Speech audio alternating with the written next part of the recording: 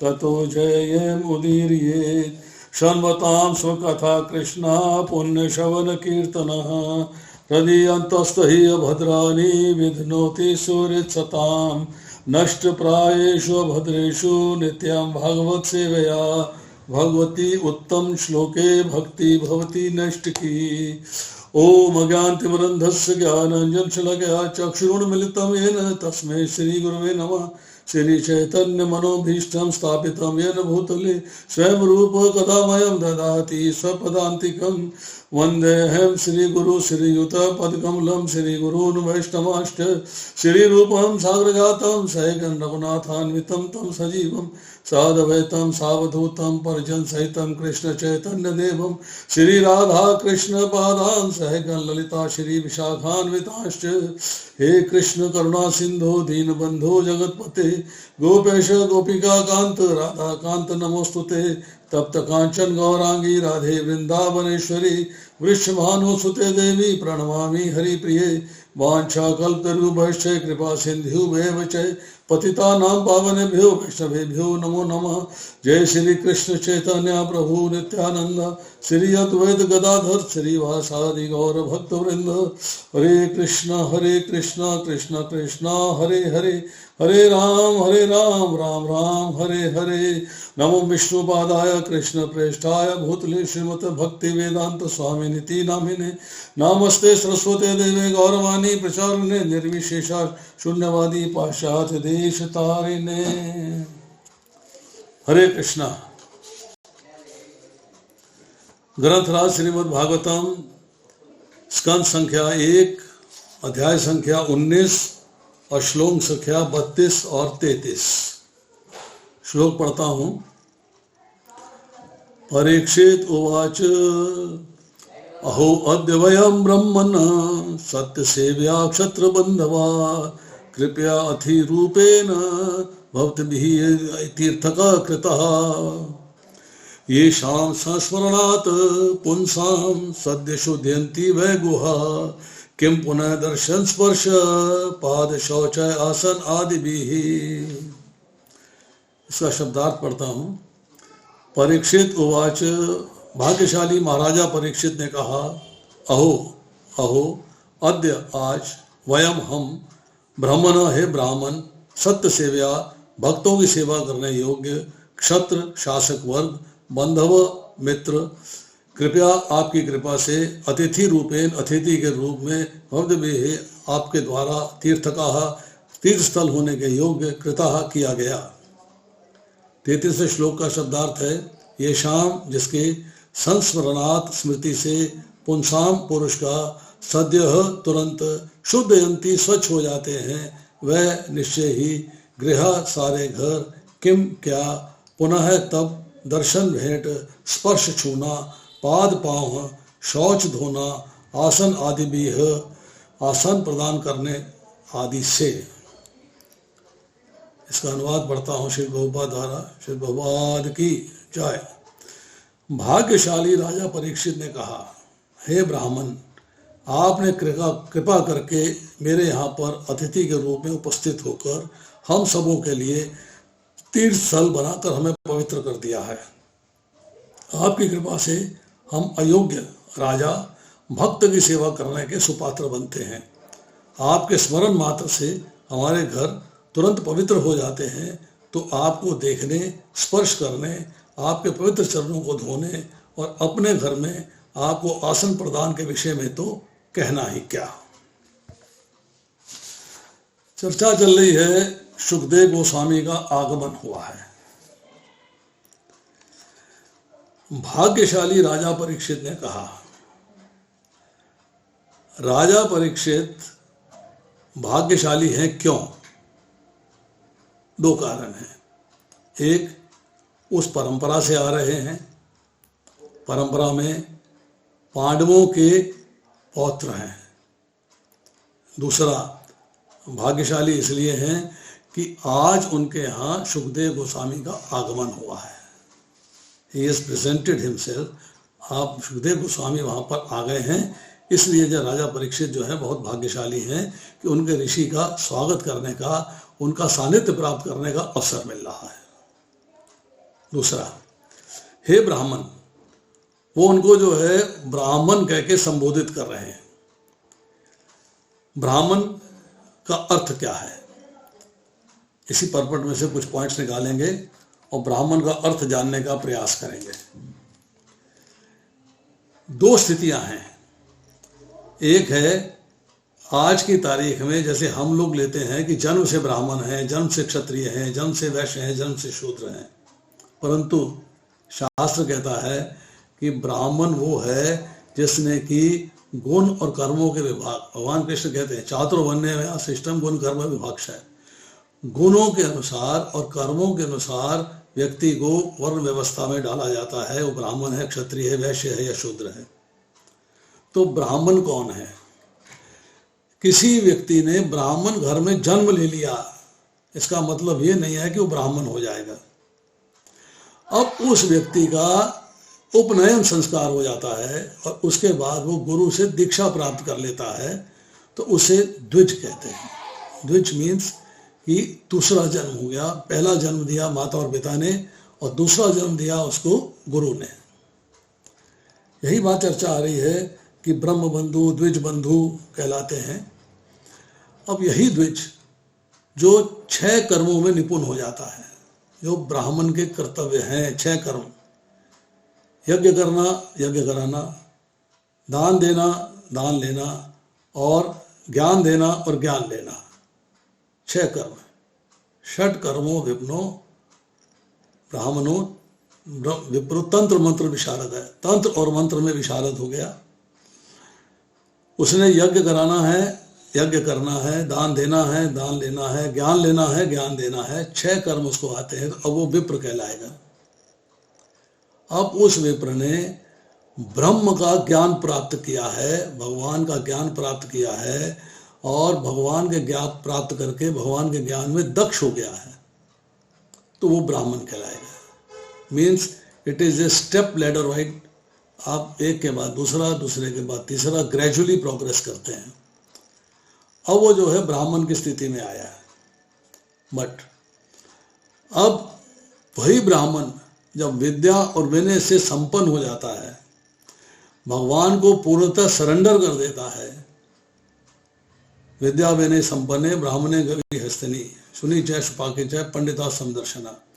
उसने जब अपने आप को विद्या से, विनम्रशीलता से, विनय से संपन्न कर लिया है, एक्सपर्ट हो गया उसके अंदर ये क्वालिटीज आ गई हैं, गुण आ गए, करेक्टरिस्टिक्स आ गई हैं और भगवान के प्रति अपने आप को समर्पित कर दिया है, तो ब्राह्मण वैष्णव हो जाता है। अब प्रभुपाद जी डेफिनेशन देते हैं कि Brahmin is a Vaishnava and Vaishnava is a Brahmin. Prabhupada जी कह रहे हैं कि ब्राह्मण वैष्णव है और वैष्णव ब्राह्मण है। अब इसको अगर लेके चलते हैं तो यहां पर हम कहें कि सुखदेव गोस्वामी को तो वैष्णव संबोधित करना चाहिए था, कोई हाईएस्ट कैटेगरी के हैं वो। बट चूंकि वैष्णव ब्राह्मण भी होता है और ब्राह्मण वैष्णव भी होता है, इसलिए यहां पर उनको ब्राह्मण के नाम से संबोधित किया जा रहा है। आपने कृपा करके यहां पर मेरे अतिथि के रूप में उपस्थित होकर, मेरे अतिथि के रूप में, अतिथि मतलब जिसके आने की कोई तारीख या डेट या समय नहीं है। तिथि मीन्स डेट, अपॉइंटमेंट लेके नहीं आए वो। अतिथि मीन्स सडनली प्रकट हो गए। वो परीक्षित महाराज के यहाँ उस जगह पर जहाँ पर वो जो है बैठे हुए हैं शुकताल पे मॉरोस कंडीशन में, वहाँ पर जो है उन्होंने अपने आप का प्राकट्य कर दिया है और वहाँ पे उपस्थित हो गए।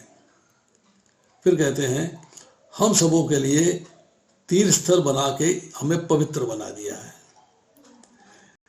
वैष्णव, संत, महर्षि, ऋषि, मुनि जहाँ भी पहुँचते हैं वो स्थान जो है तीर्थ के रूप में परिवर्तित हो जाता है। ये एक फैक्ट है, वो साधारण स्थान नहीं रहता। अगर आपके घर में आ जाएंगे तो आपका घर तीर्थ स्थल बन जाएगा। क्यों? कि बहुत सारे लोग वहाँ दर्शन करने के लिए आएंगे, बहुत सारे लोग वहाँ पे उपस्थित होंगे जो उनके दर्शन करना चाहते हैं, उनसे आशीर्वाद प्राप्त करना चाहते हैं। मतलब आपके यहाँ पर जो है भक्तों की एक लाइन लग जाएगी, भक्तों की उपस्थिति हो जाएगी। तो इसी तरह जो है जब वो उस स्थान पे उपस्थित हुए हैं तो उन्होंने उस स्थान को तीर्थ स्थल बना के स्थान को पवित्र कर दिया है, और जो वहां पे लोग उपस्थित हैं उनको भी पवित्र कर दिया है, उनको भी पवित्र कर दिया है। और फिर अपवित्रता आएगी उनकी वाणी से। जब वो वाणी बोलेंगे, जब वो कथा करेंगे, तो सब में जो है पवित्रता का प्रसार हो जाएगा। अब वो कह रहे हैं आपकी कृपा से हम अयोग्य राजा, हम्बलनेस देखिए आप, तणादपि सुनी चैन तरोरपि श्रेष्ठोना माने ना माने देना कीर्तनीय सदाहरी। भगवान का कीर्तन करने में सक्षम कौन है? सक्षम है जो अपने आप को तिनके से भी नीचा मानता है, तिनके से भी नीचा। तृण को, तिनके को रौंद के लोग चले जाते हैं, तिनका कभी उफ नहीं करता है, वो अपने आप को तिनके से भी नीचा मानते हैं। तृणादपि सुनी छेन तरोरपि सहिष्णुना, वृक्ष की तरह सहनशील। वृक्ष में हम जड़ भी निकाल लेते हैं, तना भी निकाल लेते हैं, छाल भी निकाल लेते हैं, टहनियाँ भी निकाल लेते हैं, पत्ते भी निकाल लेते हैं, फल भी निकाल लेते हैं, फूल भी निकाल लेते हैं, सब कुछ निकाल लेते हैं, फिर भी वृक्ष हमें शिकायत नहीं करता है, डजंट कंप्लेन, रिएक्ट नहीं करता है। तो भक्त की क्वालिटी ये है, तृणादपि सुनी चेन तरोरपि सहिष्णुना, अमानि ना मान देन, अपने मान की चिंता नहीं करता है, अपने मान के बारे में नहीं सोचता है, परंतु दूसरे के मान की चिंता करता है, उसे पूर्ण मान और पूर्ण सम्मान देता है। ऐसा व्यक्ति जो है हरि कीर्तन करने में सक्षम होता है। तो यहाँ परीक्षित महाराज कह रहे हैं हम अयोग्य राजा। अरे आप तो पूरे राजा हो, आप में तो कोई कमी किसी किस्म की है नहीं, फिर आप अपने आप को जो है अयोग्य राजा क्यों कहते हो? पर हम्बलनेस है, विनम्रता है, विनयशीलता है कि यस हम अयोग्य राजा हैं। और कहते हैं हम सुपात्र कब बनेंगे, हम में अपलिफ्टमेंट कब आएगी, हम में प्रोग्रेस कब होगी, तरक्की कब होगी, कि जब हम भक्त की सेवा करेंगे। तो so association of a devotee and service of a devotee is most important part in Krishna consciousness. Krishna भावनामृत के अंदर भक्त की सेवा करना और भक्त का कहना मानना और भक्त के पद चिन्हों पर चलना बहुत इंपॉर्टेंट फैक्टर है। अब वो भक्त जो है, गुरु महाराज हैं वो भी भक्त हैं, दूसरे महाराज हैं वो भी भक्त हैं, वैष्णव आचार्य हैं वो भी भक्त हैं, और हमारे से सीनियर जो लोग हैं जिन्होंने जो है हमसे पहले कृष्णा भावनामृत ज्वाइन करी है, उन्होंने उस मार्ग पे चल रहे हैं, वो भी भक्त हैं। तो जब उनकी सेवा करते हैं, इसमें तीन बातें कही गई, तीन बातें। एक कि भक्त की क्वालिटी क्या है, भक्त की क्वालिटी क्या है? भक्त की क्वालिटी है जीवे दया, नाम रुचि, वैष्णव सेवा। प्रत्येक जीव पे दया। ये नहीं है कि मैंने किसी को मारा नहीं है, चींटी नहीं मारी, ये नहीं किया, वो नहीं किया। दया, दया मीन्स कि आप दूसरे पे दया दिखा रहे हैं, परा दुखा दुखी हैं, आप वैष्णव होने के नाते उसके दुख के अंदर दुखी होकर उसको भगवत प्राप्ति का मार्ग बता रहे हैं, ये भी आपकी दया है, ये भी आपकी दया है। आप दूसरे व्यक्ति का हालात देख रहे हैं, कंडीशंस देख रहे हैं, पोजीशंस देख रहे हैं, ये जो है बहुत कष्ट उठा रहा है, बहुत तकलीफ उठा रहा है, बहुत परेशानी में है, इसको भगवान की भक्ति के मार्ग में लगाया जाए, तो आप उसके प्रति जो कार्य करते हैं वो उसके प्रति दया है। तो जीवे दया।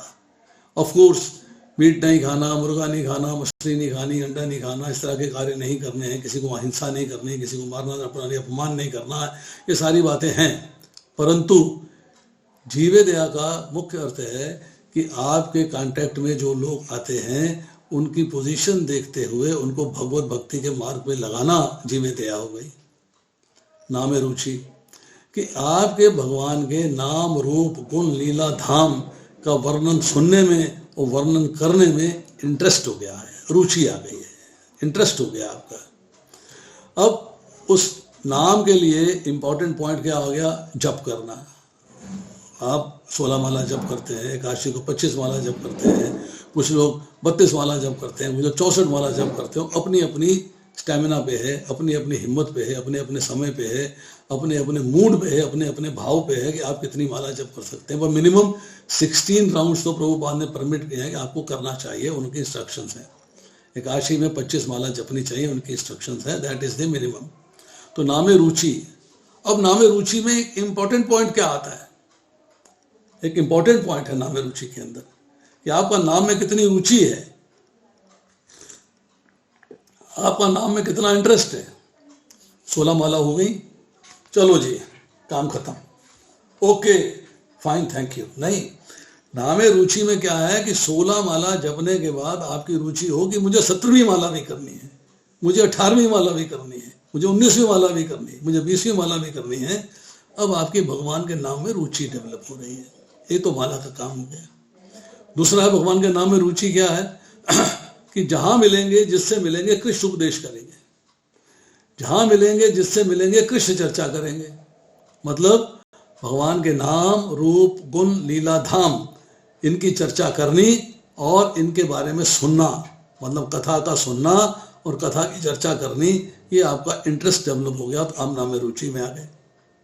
और तीसरी बात है वैष्णव सेवा, कि आपने जो है, जो वैष्णव हैं, वैष्णव मतलब वैष्णव कौन है, वैष्णव की परिभाषा क्या है, वैष्णव किसे कहते हैं। तो चैतन्य महाप्रभु बताते हैं प्रिंसिपल्स क्या है वैष्णविज्म के। असत संग त्यागे ऐ वैष्णव आचार्य।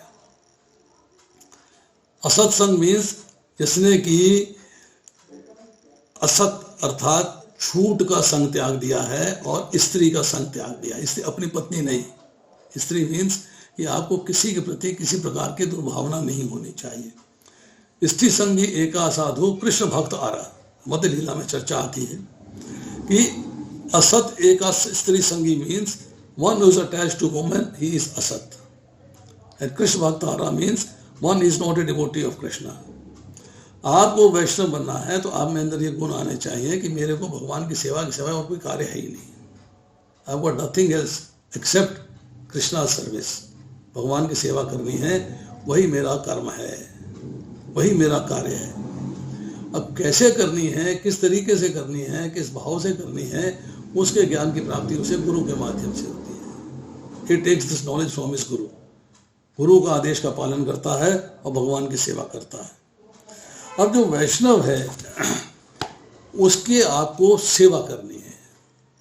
वैष्णव की सेवा क्या होगी, ठीक है, उनके पाद सेवन किया, उनके चरण दबा दिए, उनको खाना अरेंज कर दिया, उनको प्रसाद अरेंज कर दिया, उनको नहाने धोने घर की व्यवस्था में हेल्प कर दी, ठीक है, दैट इज ओके। और असली वैष्णव सेवा क्या है, असली एक्चुअल वैष्णव सेवा क्या है। एक्चुअल वैष्णव सेवा है वैष्णव के आदेश का पालन करना।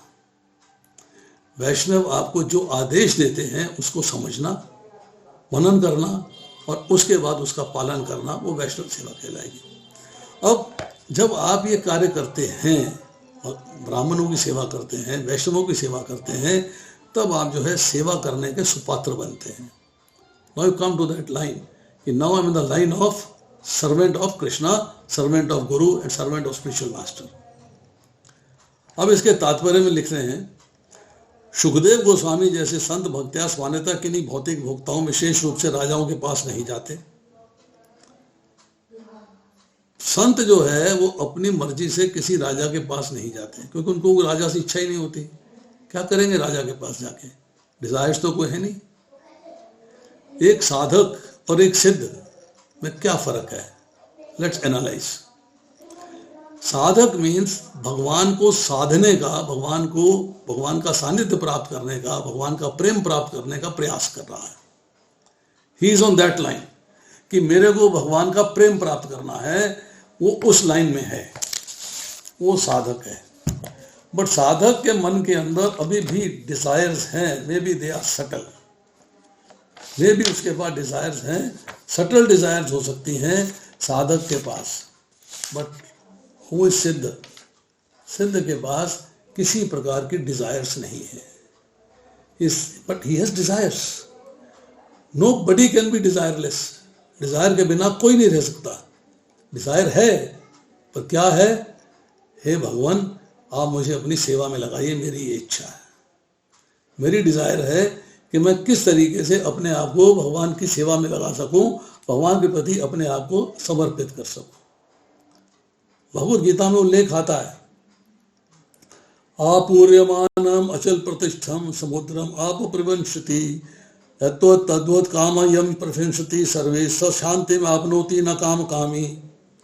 जो पुरुष समुद्र में निरंतर प्रवेश करने वाली नदियों के समान इच्छाओं के निरंतर प्रवाह से विचलित नहीं होता, जो सदैव स्थिर रहता है, वही शांति प्राप्त कर सकता है, दूसरा नहीं जो ऐसी इच्छाओं को तुष्ट करने की चेष्टा करता है। डिजायर्स कम, आप कृष्णा कॉन्शियसनेस में प्रोग्रेस कर रहे हैं तब भी आप में डिजायर्स आती हैं, बट आप उनको पूरा करने की इच्छा नहीं करते, then you progress in Krishna consciousness. अगर आप तुष्ट करने की इच्छा करते हैं तो आप कृष्णा कॉन्शियसनेस में प्रोग्रेस आपकी रुक जाएगी, स्टैग्नेट हो जाएगी, समाप्त हो जाएगी, प्रोग्रेस नहीं हो पाएगी। क्योंकि व्यक्ति के अंदर डिजायर्स आती है भौतिक ऐश्वर्य, भौतिक सुख, भौतिक आनंद भोगने की, भोग परायण होता है वो। परंतु फिर भगवान कहते हैं विहाय कामान ये सर्वान पुमान चरती निष्प्रह है निर्मम निरंकार से शांति में अधिगच्छति। जो जिस व्यक्ति ने इंद्र तृप्ति की समस्त इच्छाओं का परित्याग कर दिया है, जो इच्छाओं से रहित रहता है, जिसने सारी ममता त्याग दी है, जो अहंकार से रहित है, वही वास्तविक शांति प्राप्त कर सकता है। मीन्स आपके अंदर अब इच्छाएं आती ही नहीं, आप जो है टोटली सरेंडर्ड हो कृष्ण के प्रति। आपके अंदर जो है भौतिक संसार के प्रति आप कोई इच्छा नहीं आती है, कोई डिजायर नहीं आती है, एक ही डिजायर आती है कृष्ण की सेवा में लगने की, बस that is the only desire. अब ऐसी डिजायर से जब व्यक्ति युक्त हो जाता है तो शुद्ध हो जाता है, देन ही बिकम सिद्ध। सिद्ध means expert in Krishna consciousness. तो जब किसी व्यक्ति के पास कोई डिजायर ही नहीं है तो उसके पास राजा के पास जाके करेगा क्या? राजा से कुछ मांगना तो है नहीं, कुछ इच्छा नहीं है। एक महात्मा जी एक राजा के पास पहुंचे और राजा ने कहा महात्मा जी बताइए मैं आपकी क्या इच्छा की पूर्ति करूं?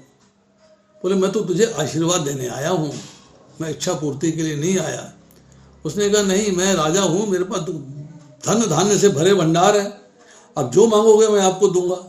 आप कहिए तो सही, कुछ तो डिमांड करिए, कुछ तो मांगिए, जो मांगोगे मैं आपको दूंगा। तो महात्मा जी ने कहा इसको सबक सिखाना पड़ेगा, इसको समझ में नहीं आ रही है बात। उन्होंने कहा अच्छा कोई बात नहीं, अगर तुम्हारे मन में ऐसी इच्छा है कि तुम मेरे को कुछ देना चाहते हो तो मेरा कमंडल है, इसमें कुछ डाल दो, पुट समथिंग इन दैट। उन्हें कमंडल आगे रख दिया। राजा ने कहा इस कमंडल को हीरे जवाहरात से भर दो, कमंडल खाली। सोने से भर दो, कमंडल खाली। चांदी से भर दो, कमंडल खाली। राजा ने धन धान्य रत्न जवाहरात हीरे जवाहरात सारे कमंडल में डालते गए और कमंडल खाली का खाली है, कमंडल भरा नहीं। राजा महात्मा जी के चरणों में गिर पड़ा, महात्मा जी कमाल क्या है, कमंडल क्या है ये कमंडल क्या है जो भर ही नहीं रहा, इसमें सब मैंने अपने राज्य का सारा धन धान्य डाल दिया और ये भर नहीं रहा, ये कमंडल क्या है? तो स्वामी जी ने कहा ये कमंडल जो है इच्छाओं का कमंडल है। इच्छा कभी तृप्त नहीं होती, इच्छा कभी तृप्त नहीं होती, ये इच्छाओं का कमंडल है। इसके अंदर तुम डालते जाओगे कैसे?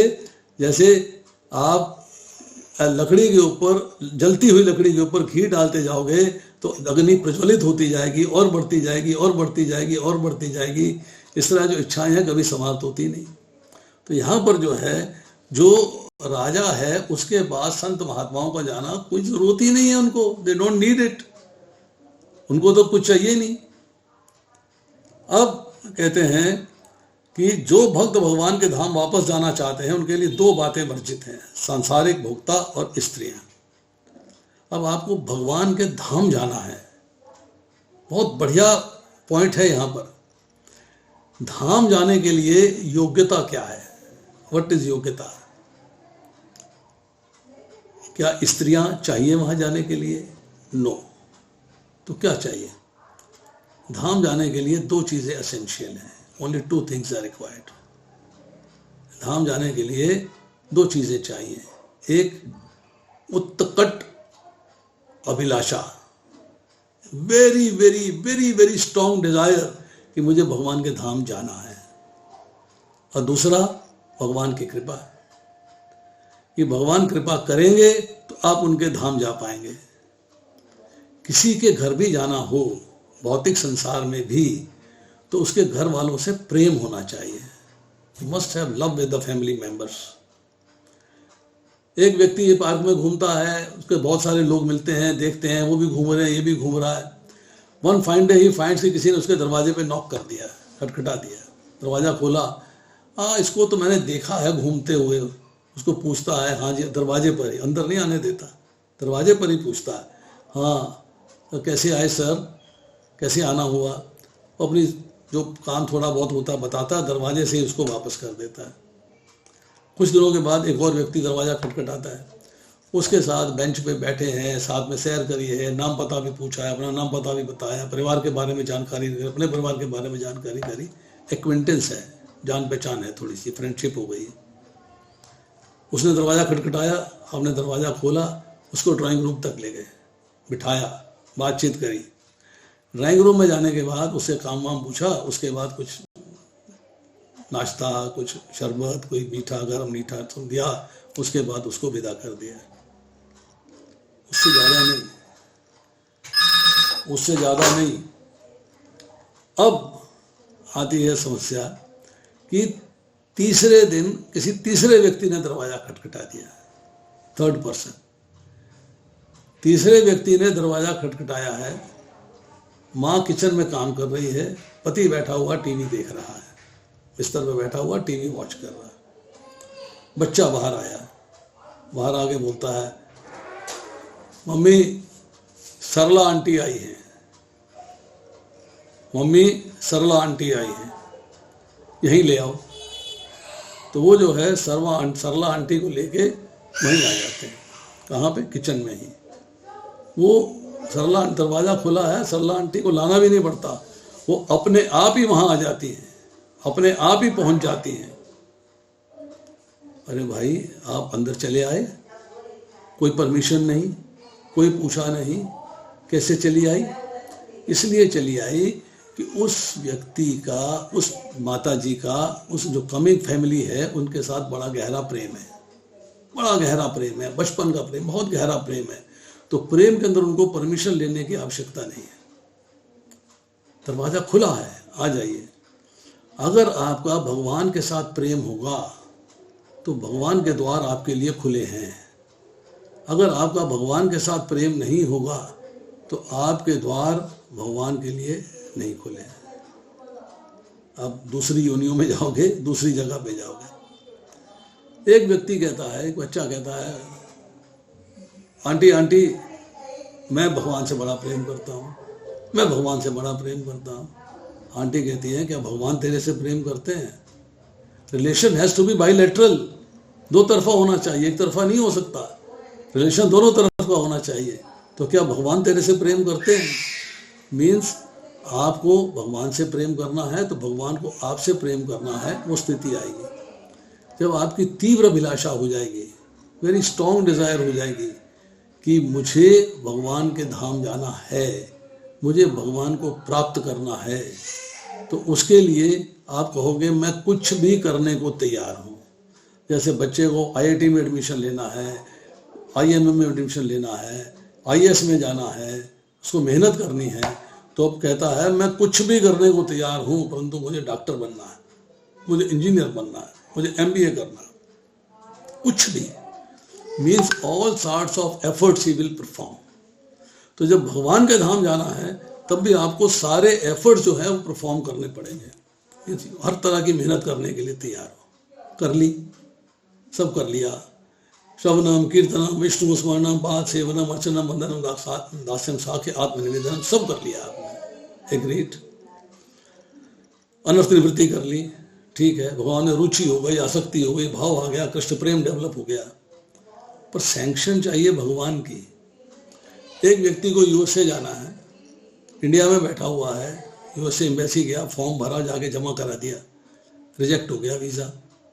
बड़ा परेशान है, वीज़ा रिजेक्ट हो गया भाई, कैसे पास होगा? फिर अप्लाई किया, फिर रिजेक्ट हो गया, फिर अप्लाई किया, फिर रिजेक्ट हो गया। इसका मतलब तो रेड डॉट लग जाएगा वहाँ पे। एक मित्र ने कहा भैया ऐसा मत कर, वो एजेंट है वहाँ पे, उस एजेंट से मिल, उसको सब पता कैसे पास होता है। ही नोज तेरी गलती क्या है, वो तेरे को रास्ता बताएगा, उस रास्ते में चलेगा तो तेरे को वीज़ा लग जाएगा। एजेंट के पास जाता है, एजेंट उसका फॉर्म देखता है, सारी गलतियां बताता है, सही तरीका बताता है और वो उसको पार करके वीज़ा प्राप्त कर लेता है। आपको भगवान के धाम जाना है, आपको भगवान का प्रेम प्राप्त करना है, तो एजेंट कौन है? एजेंट है गुरु, प्रमाणिक परंपरा से गुरु, जो आपको पारंपरिक जो है प्रमाणिक गुरु है, वो आपको जो है रास्ता बताता है कि भगवान का प्रेम कैसे प्राप्त किया जा सकता है। And you have to follow him. तो तीव्र उत्कंठा, तीव्र अभिलाषा और भगवान की सैंक्शन, दोनों तरीके से जो है आप दोनों चीज़ें फॉलो करते हो तो आप भगवान के धाम जा पहुंचते हो। तो आप भगवान के धाम वापस जाना चाहते हैं तो इसके लिए दो बातें वर्जित हैं। अगर आप सांसारिक सुख भोग में लगे रहोगे, भगवान की तरफ आपकी पीठ है, संसार की तरफ आपका मुख है, तो क्या मिलेगा आपको? संसार ही तो मिलेगा, भगवान कहाँ से मिल जाएंगे? तो भगवान का प्रेम प्राप्त करना है तो भगवान की सेवा करनी है। और सेवा कैसे करनी है? भगवान कहते हैं सेवा का अर्थ होता है आदेश का पालन। और भगवान भगवद गीता में कहते हैं 3 अध्याय के 31वें श्लोक में, जो भक्त मेरे आदेश का श्रद्धापूर्वक ईर्ष्या रहित होकर पालन करता है वो कर्म के बंधन से मुक्त होकर मेरे धाम आ जाता है। मीन्स भगवान की सेवा करनी है भगवान के आदेश के अनुसार। अतएव सुखदेव गोस्वामी के स्तर के भक्त राजाओं से भेंट करने में कभी रुचि नहीं रखते। निसंदेह महाराज परीक्षित की बात दूसरी थी, वे राजा होते हुए भी महान भक्त थे। राजा हैं पर महान भक्त हैं। अतएव सुखदेव स्वामी उन्हें जीवन के अंतिम क्षणों में मिलने के लिए आए। महाराजा परीक्षित अपनी भक्तिमयी विनयशीलता के कारण अपने को अपने महान क्षत्रिय पूर्वजों का अयोग्य वंशज अनुभव कर रहे थे। वही तृणादपि सुनीचे, मैं तो बड़ा अयोग्य हूँ, मेरी कोई योग्यता नहीं है, मेरे में कोई योग्यता नहीं है, ये प्रेजेंट कर रहे हैं अपने आप को। हालांकि पूर्ण तरीके से योग्य हैं। योग्यता ना होती तो जैसे ही जो है उनको श्राप मिला था, वो गंगा किनारे आके भागवतम सुनने के लिए, प्राण त्यागने के लिए तैयार ना होते, फॉलो किया। तो यहाँ जो है कह रहे हैं कि यद्यपि अपने पूर्वगामियों के समान महान थे, परंतु अपने को क्या फील कर रहे हैं कि मुझसे ज्यादा अयोग्य और कोई है ही नहीं। राजाओं के योग्य संतानें शत्रुबंधु अर्थात और ब्राह्मणों के योग्य संतानें द्विज बंधु या ब्रह्म बंधु कहलाती हैं। महाराजा परीक्षित सुखदेव गोस्वामी की उपस्थिति से अत्यंत प्रोत्साहित थे। अब उनमें एक इसे कहते हैं ना, चेहरे पे चमक आ जानी, चेहरे पे तेज आ जानी कि सुखदेव गोस्वामी आए हैं तो सब मौसम, सब माहौल एकदम फर्स्ट क्लास हो गया है। सब जगह चारों तरफ तेज छाया हुआ है और एक आनंद की अनुभूति हो रही है। वे महान संत की उपस्थिति से अपने को पवित्र हुआ मान रहे थे। जब भी कोई स्थान पे संत पहुंचते हैं, किसी गृहस्थ के घर में पहुंचते हैं, तो वो घर जो है पवित्र हो जाता है और वो स्थान जो है उसको आप समझिएगा कि बहुत ही गरिमामय, आनंदमय, मंगलमय हो जाता है, पवित्र हो जाता है। क्योंकि ऐसे संत की उपस्थिति किसी भी स्थान को तीर्थ स्थल में बदल सकती है। संत आए तो आपका घर जो है वो तीर्थ स्थल में हो गया। अब अगले श्लोक में कहते हैं, आपके स्मरण मात्र से हमारे घर तुरंत पवित्र हो जाते हैं। अभी उपस्थिति तो अलग बात है, उपस्थिति होगी, that is a separate story. आए तो बहुत ही हाई क्वालिटी काम हो गया, पर अगर उससे नीचे चलेंगे तब भी आपका स्मरण किया है तो घर पवित्र हो गया। मतलब जिसका घर स्मरण करने से पवित्र हो जाता है, उसमें वैष्णव की, संत की उपस्थिति होने से क्या आनंद आता होगा आप अंदाजा लगाइए। 1000 गुना, लाख गुना क्या आनंद। स्मरण मात्र से आनंद आ रहा है, स्मरण मात्र से पवित्रता आ रही है, तो उससे ज्यादा क्या आएगा। तो आपको देखने, स्पर्श करने, आपके पवित्र चरणों को धोने और अपने घर में आपको आसन प्रदान करने के विषय में तो कहना ही क्या है। चरण प्रक्षालन का समय मिल रहा है, चांस मिल रहा है, आपको छूने का चांस मिल रहा है, आपको देखने का चांस मिल रहा है, अपने घर में आपको आसन प्रदान करने का चांस मिल रहा है। जो स्मरण मात्र से इतना आनंद प्राप्त हो जाता है, ये सब कार्य करने से आनंद तो कई गुना हो जाएगा, उसकी तो कोई लिमिट ही नहीं है। उसके तो आनंद की बात ही क्या है। इसके तात्पर्य प्रभाव लिखते हैं, पवित्र तीर्थ स्थानों का महत्व बड़े बड़े मुनियों तथा संतों की उपस्थिति के कारण है। जितने भी तीर्थ स्थान हैं उनकी महत्ता, उनकी महिमा संतों की उपस्थिति के कारण है कि वहाँ पर संतों के कदम पड़े हुए हैं। वैष्णवों के, संतों के कदम वहाँ पड़े हुए हैं। पापी लोग पवित्र स्थानों में जाते हैं और अपने पापों को वहाँ छोड़ आते हैं।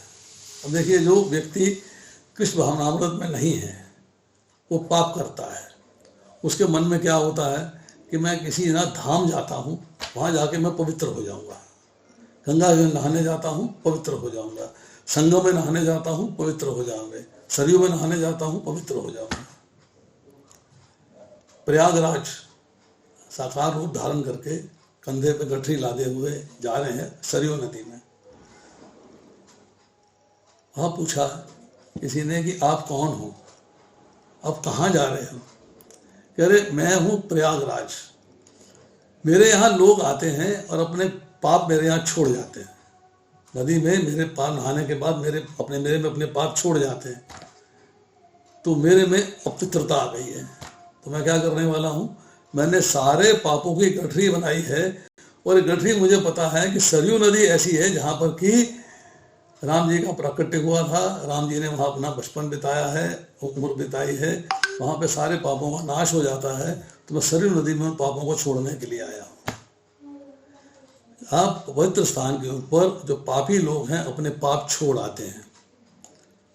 इससे क्या होता है कि उनके जो अपने संचित पाप हैं वो उन्होंने वहाँ पर छोड़ दिए और संचय करना शुरू कर दिया। पापी तो हैं, आदत तो बदली नहीं, नेचर तो चेंज हुई नहीं, तो और संचय करते रहते हैं, फिर जाके छोड़ आते हैं, फिर और संचय करते रहते हैं, फिर जाके छोड़ आते हैं, फिर और संचय करते रहते हैं। लेकिन बड़े बड़े संतों की उपस्थिति से जो संचित पाप वो छोड़ के गए हैं, उससे जो कंटेमिनेशन हो रहा है, उससे जो इम्प्योरिटी आ रही है, अपवित्रता आ रही है, वो भी खत्म हो जाती है। कि संतों में इतना गुण है। हम लोग जब दीक्षा लेते हैं, हम कहते हैं हमने गुरु से दीक्षा ले ली। दीक्षा का अर्थ क्या है?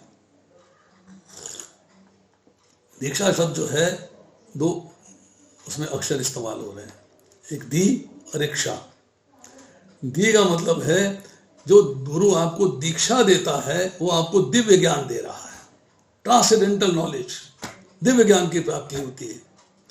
और क्ष का मतलब होता है पापों का क्षय कर देना।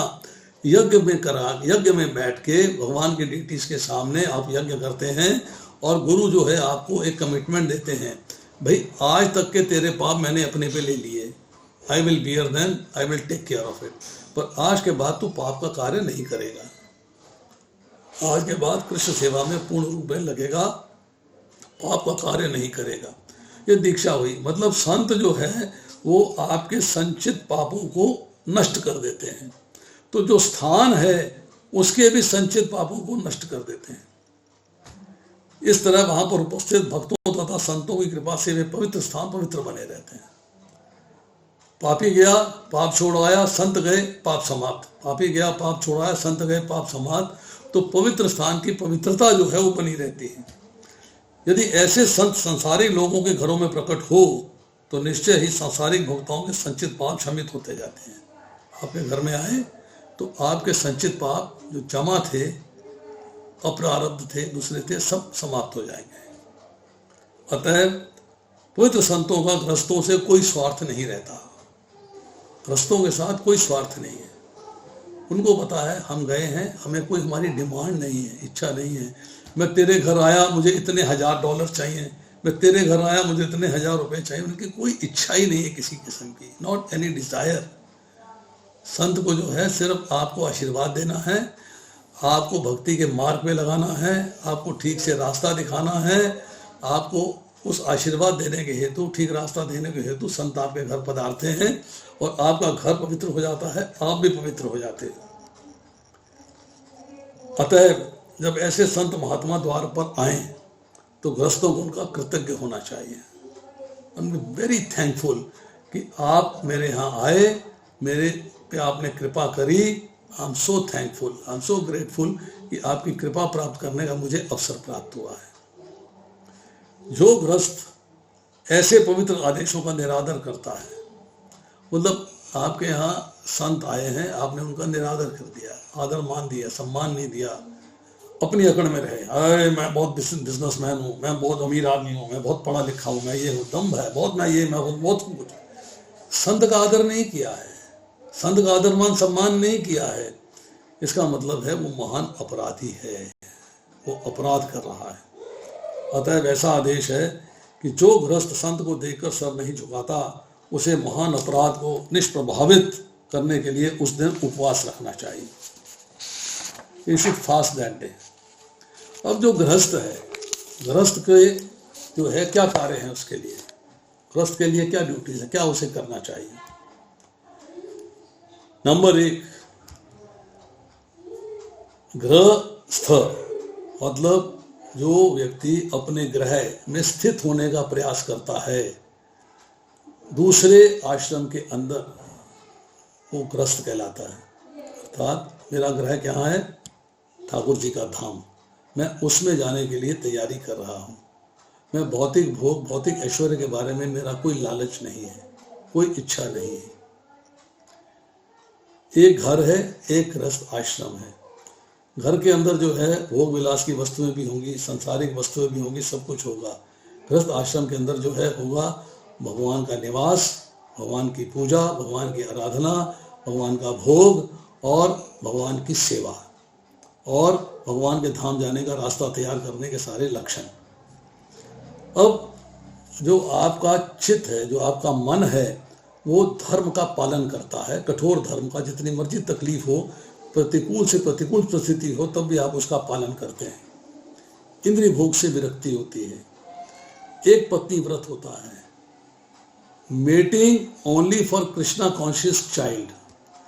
शास्त्र के नियमों का पालन करते हैं, कपटता से दूर रहते हैं, कोई धोखा नहीं देना है किसी को, कपट नहीं करना है, छल नहीं करना है, किसी को नुकसान नहीं पहुंचाना है, और सात्विक भोजन ग्रहण करना है, कृष्ण प्रसाद। बिना भगवान को भोग लगाए भोजन ग्रहण नहीं करना है। तस्मात् सर्वेषु कालेषु मतलब हर क्षण हर पल भगवान का चिंतन रहना चाहिए, सदैव कृष्ण का स्मरण और चिंतन रहना चाहिए। कृष्णा कॉन्शियसनेस में प्रोग्रेस करनी है, कृष्ण भक्ति में तत्पर रहना है, आपको विनम्र होना है, विनयशील होना है, सत्यवादी होना है, गुरु और शास्त्र की आज्ञा का पालन करना है। और फिर लास्ट 2 पॉइंट हैं कि गृहस्थ को अपनी गृहस्थी चलाते हुए कृष्ण भावनामृत के प्रचार के लिए, कृष्ण भावनामृत के मंदिर में राधा कृष्ण गौर निताई जगन्नाथ जी के मंदिरों की स्थापना के लिए, उनको चलाने के लिए दान देना है। और जो दूसरे आश्रम हैं जैसे ब्रह्मचर्य है, वानप्रस्थ संन्यास है, उनकी सहायता करनी है। देयर आर 3 थिंग्स, हर एक को उस पर ध्यान देना चाहिए। किसी भी गृहस्थ को चाणक्य नीति बताती है, उसको जो है 3 चीज़ों से संतुष्ट रहना चाहिए। ओन स्पाउस मीन्स अपनी पत्नी से या अपने पति से, भोजन अर्थात कृष्ण प्रसाद जो आपको प्राप्त हो जाता है, और उतना धन जो आपको ईमानदारी से मिल गया है, उससे आपको संतुष्ट रहना चाहिए। और 3 चीज़ों से कभी संतुष्ट नहीं होना चाहिए। Should never be contented, never be satisfied. Number 1, progress in Krishna consciousness. अभी भी कम है और करना है, अभी भी कम है और करना है, मीन्स जब भगवान की सेवा वो आपको जो है अभी हर समय अधूरी दिखनी चाहिए कि अभी पूरी नहीं हुई है। भगवान के नाम का स्मरण और दान, परोपकार, मतलब परा दुखा दुखी होना, कि दूसरे के दुख में दुखी होना मेरे लिए ये एसेंशियल है, मेरे को ये कार्य करने हैं। तो गृहस्थी का पालन करते हुए आपको ये कार्य करने हैं, और परीक्षित महाराज ने सारे कार्य किए हुए हैं। अब जीवन के अंतिम क्षण में वो जो है आ गए हैं गंगा किनारे, और सुखदेव गोस्वामी आते हैं और उनको ज्ञान प्रदान करते हैं। अब यहाँ पर जो है हम थोड़ी सी चर्चा करेंगे जाने से पहले कि जो भागवतम हम पढ़ रहे हैं, हमारा पहला स्कंद अब समाप्त होने वाला है। जो भागवतम पढ़ रहे हैं इसका नरेशन किस किस ने किया है, कहाँ कहाँ किया है, जहाँ जहाँ का ज्ञान हमें प्राप्त है उसकी 2 मिनट में हम चर्चा कर लेते हैं। सबसे पहले भगवान नारायण ने इसका ज्ञान दिया है ब्रह्मा जी को। चतुश्लोकी भागवत, दूसरा स्कंद, 9वां अध्याय, 33 से 36 श्लोक। जो 4 श्लोक हैं ये पूर्ण भागवत है। इसका ज्ञान जो है ब्रह्मा जी को मिला। ब्रह्मा जी ने इन्हीं 4 श्लोकों का ज्ञान दिया है नारद जी को, और नारद जी ने इन्हीं 4 श्लोकों का ज्ञान दिया है व्यासदेव जी को। व्यासदेव जी ने इन 4 श्लोकों को 18,000 श्लोकों में विस्तारित कर दिया, एक्सपेंड कर दिया, ज्ञान दे दिया। अब व्यासदेव जी ने ज्ञान दिया है सुखदेव को, अपने पुत्र को। सुखदेव गोस्वामी ने ज्ञान दिया है परीक्षित महाराज को भगवान कृष्ण के धराधाम से अप्रकट होने के 30 साल के बाद, शुक ताल पे, 9वीं तिथि, शुक्ल पक्ष, भाद्रपद का महीना। फिर गोकर्ण ने धुंधकारी को ज्ञान दिया है भगवान कृष्ण के डिपार्चर के 230 साल के बाद। विजयनगर में 9वीं तिथि है, शुक्ल पक्ष है और आषाढ़ का महीना है। तो और कौन कौन नरेटर हैं अभी हम पढ़ रहे हैं। मैं तो अभी आज सवेरे लेक्चर करके हटा हूँ। विदुर जी और मैत्रेय जी की चर्चा हो रही है। तो भगवान संकर्षण ने ज्ञान दिया है सन्नत कुमारों को। सन्नत कुमारों ने ज्ञान दिया है नारद जी को और अन्य ऋषियों को।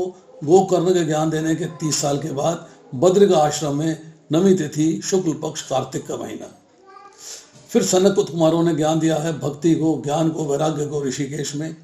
फिर सनत कुमारों ने ज्ञान दिया है संख्यान मुनि को, पराशर मुनि को, बृहस्पति मुनि को। फिर पराशर मुनि ने ज्ञान दिया है मैत्रेय जी को। मैत्रेय जी ने ज्ञान दिया है विदुर जी को। फिर सूत गोस्वामी ने ज्ञान दिया है शौनक आदि 88,000 ऋषियों को नैमिषारण्य फॉरेस्ट में।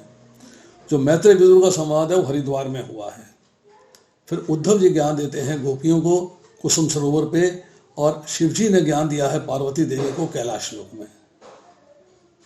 अब एक छोटी सी कथा है सुखदेव गोस्वामी के प्राकट्य की। सुखदेव गोस्वामी, माता जी समय है क्या अभी कि भी समाप्त कर दे? प्रभु जी समय है प्रभु जी, आप टाइम ले सकते हैं प्रभु जी। Can I take 5 minutes or shall I stop it here? Yes, you can take Prabhu ji, it is allowed प्रभु जी। आप एक्स्ट्रा भी 5-10 मिनट और भी ले सकते हैं। अभी तो 5 मिनट बचा हुआ है और आप एक्स्ट्रा 5-10 मिनट ले सकते हैं प्रभु जी। हरे कृष्ण। राधा जी के पास एक शुक है, तोता। वो राधे राधे राधे राधे पुकारता रहता है। एक दिन राधा जी कहती हैं तुम, मैं तो तुम्हारे सामने हूं, तुम्हारे समक्ष हूं, तुम मुझे मत पुकारो, तुम कृष्ण कृष्ण पुकारा करो। तो शुक ने कृष्ण कृष्ण पुकारना शुरू कर दिया। अब कृष्ण का इस धराधाम से अप्रकट होने का टाइम आ गया है। राधा जी को साथ जाना है। शुक उदास हो गया है। राधा जी से कहता है कि मैं आपके बिना तो जी नहीं सकता, आपके बिना रह नहीं सकता, तो मैं आपके बिना कैसे रहूँगा, आप मुझे बताइए। तो राधा जी कहती हैं मेरे बगैर कैसे रहोगे, बड़ा आसान तरीका है। बोले क्या तरीका है? तुम भागवत का सानिध्य प्राप्त करो। जहाँ भागवत कथा हो रही हो वहाँ रहो, तुम्हें मेरा और कृष्ण का दोनों का सानिध्य प्राप्त हो जाएगा, फिर तुम उदासी नहीं आएगी। शुक ने कहा ठीक है, एग्रीड। अब शुक जो है उन दोनों के अप्रकट होने के बाद उड़ रहा है, ढूंढ रहा है भागवत कहाँ हो रही है, भागवत कहाँ हो रही है, भागवत कहाँ हो रही है। ढूंढते ढूंढते ढूंढते ढूंढते उड़ते उड़ते कैलाश लोक जा पहुंचा। वहां शिवजी जो है पार्वती जी को भागवत की कथा सुना रहे हैं। शिवजी का एक प्रण है कि एक तो पार्वती को हुंकार भरनी पड़ेगी, हूं हूं हूं हूं करेगी, और दूसरा कि अगर हुंकार रुक गई तो मैं कथा बंद कर दूंगा, और किसी और ने हुंकार भरी, किसी और ने सुन लिया तो मैं उसका वध कर दूंगा। अब शुक ने कहा मेरा हरा रंग है, पत्तों में छुप के बैठ जाता हूँ, सुनता रहूंगा, हुंकार नहीं भरूंगा, कुछ बोलूंगा नहीं। तो शुक वहां पत्तों में छुप के बैठ गया। अब उसके बाद पार्वती जी को नींद आ गई, सो गई। अब शुक ने कहा कथा बंद हो जाएगी, तो शुक ने हुंकार भरनी शुरू कर दी। हूं होती रही, शिव जी कथा कहते रहे। जब भागवत समाप्त होने में आई तो पार्वती जी की नींद खुल गई। नींद खुलते ही उन्होंने हूं करना शुरू कर दिया। तो भैया दो बता, दो हूं क्यों हो रही है, ये तो एक होनी चाहिए थी, दो क्यों हो रही है? तो शिव जी ने अंतर्दृष्टि से देखा कि कोई शुक जो है वो बैठा हुआ सुन रहा है पेड़ों के बीच में छुपा हुआ। तो शिव जी त्रिशूल लेके उसको मारने के लिए पहुंचे, तो वो जो है वहां से उड़ा है और उड़ते उड़ते उड़ते उड़ते उड़ते जो है व्यासदेव की पत्नी बैठी जमाई ले रही थी, उनके मुख में प्रवेश कर गया, उधर में समा गया। 12 साल बैठा रहा, 12 ईयर्स। 12 साल में जब वो कहते रहे बाहर आओ बाहर आओ बाहर आओ, बहुत तकलीफ हो रही है, कहता नहीं मुझे माया का प्रभाव हो जाएगा, मैं बाहर नहीं आऊँगा, मुझे माया का प्रभाव हो जाएगा, मैं बाहर नहीं आऊँगा। तब कृष्ण आते हैं, उसको कमिटमेंट देते हैं कि तुम पे माया का प्रभाव नहीं होगा तो आ जाओ बाहर। तो सुखदेव गोस्वामी का प्राकट्य होता है। वो सुखदेव गोस्वामी ने भागवत की कथा कही है परीक्षित महाराज को। सुखताल क्योंकि मुजफ्फरनगर में है और सुखताल है मुजफ्फरनगर से 17 किलोमीटर दूर है, गंगा किनारे। तो इस तरह जो है भागवत के डिफरेंट नरेटर्स रहे हैं जिन्होंने भागवत में, हम सबका नाम पढ़ते हैं, सबके बारे में सुनते हैं, सबके बारे में चर्चा होती है। आज इतना ही, शेष फिर एनीबॉडीज क्वेश्चंस? प्रभु जी धन्यवाद, प्रणाम प्रभु जी, थैंक यू सो मच प्रभु जी। आपने बहुत ही सुंदर तरह से दोनों श्लोकों का व्याख्यान किया, आपने बहुत सुंदर तरह से व्याख्यान किया प्रभु जी। हरिलीला प्रभु जी, कृपया आपसे रिक्वेस्ट है कि आप अनुमोदन करें। हरे कृष्णा। हरे कृष्णा, दंडवत प्रणाम प्रभु जी। आपने बहुत अच्छी तरह से भागवत का श्लोकों की व्याख्या किया आज, और परीक्षित महाराज का जो उद्गार है ब्राह्मणों के प्रति, सुखदेव के प्रति, वो आपने अच्छी तरह से उसका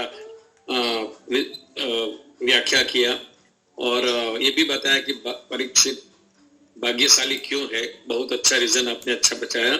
और धाम में जाने के लिए जो उत्कंठा आपने बताया, उत्कंठा और भगवान की कृपा, वो मुझे याद रहा है जैसे कि दामोदर लीला में भी ऐसा ही हुआ था। 2 चीजें जिसका कि माता यशोदा का एंडेवर का प्रयत्न और भगवान की कृपा, तो इन्हें याद कर रहा था जब आप बोल रहे थे तब। और संतों की उपस्थिति का महत्व बताया, गुरु की व्याख्या आपने बताया, वो बहुत अच्छी तरह से आपने स्मरण कराया हम सबको।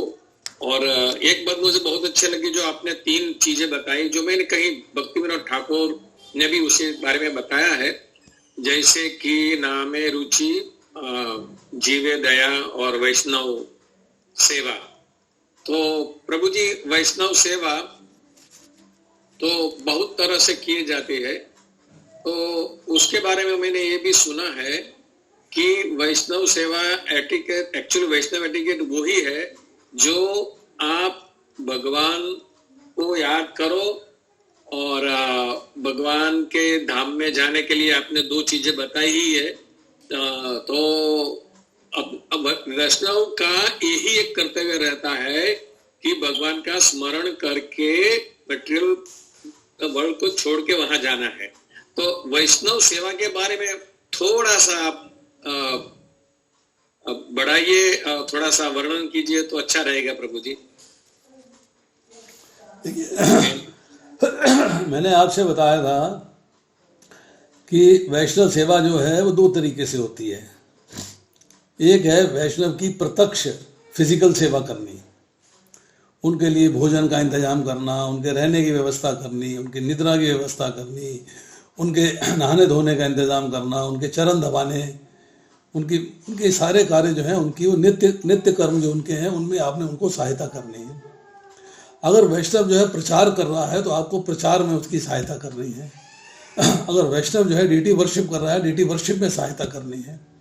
आपने वैष्णव को फिजिकल सेवा देनी है, वो एक कार्य है। दूसरा वैष्णव सेवा क्या है कि आपने वैष्णव के आदेश का पालन करना है। You have to follow his orders. जैसे कि हम कहते हैं कि हम वैष्णव सेवा करते हैं, गुरु की सेवा करते हैं मान लीजिए, तो गुरु की सेवा करने के लिए 3 कैटेगरी बनाई गई।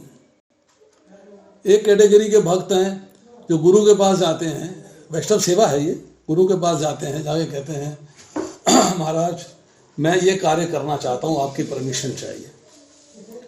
कार्य महाराज ने डिसाइड नहीं किया है, कार्य उस भक्त ने खुद डिसाइड किया है। खुद डिसाइड करके वो कहता है कि मैं ये कार्य करना चाहता हूं, मुझे आपकी परमिशन चाहिए। गुरु महाराज कहते हैं भाई तू कोई बात नहीं, कर ले, क्योंकि करता रहेगा तो जुड़ा रहेगा, ऐसा ना हो टूट जाए, परेशानी हो जाए। तो गुरु महाराज कहते हैं yes yes yes you can do this job, no problem, carry on, ये वैष्णव सेवा है। उसके बाद दूसरी कैटेगरी आती है, वो गुरु के पास जाता है, उनसे कहता है महाराज आदेश दीजिए मैं क्या करूं, आई वॉन्ट योर इंस्ट्रक्शंस, आप आदेश दीजिए कि मैं क्या करूं। महाराज उसको आदेश देते हैं, अच्छा देखो तुम जो है इतना पढ़े लिखे हो ये कार्य कर लो, तुम पढ़े लिखे नहीं हो ये कार्य कर लो, मतलब उसकी रुचि के अनुसार, उसकी क्वालिफिकेशंस के अनुसार, योग्यता के अनुसार उसको जो है वो एक सेवा दे देते हैं और उस सेवा को करता है। ये सेकंड कैटेगरी का बनता है। फर्स्ट कैटेगरी, टॉप कैटेगरी क्या है कि वो गुरु के भावों को समझता है। गुरु का भाव है प्रीचिंग करने का, तो प्रीचिंग में लग जाता है। गुरु का भाव है बुक डिस्ट्रीब्यूशन का, बुक डिस्ट्रीब्यूशन में लग जाता है। गुरु का भाव है डीटी वर्शिप का, डीटी वर्शिप में लग जाता है।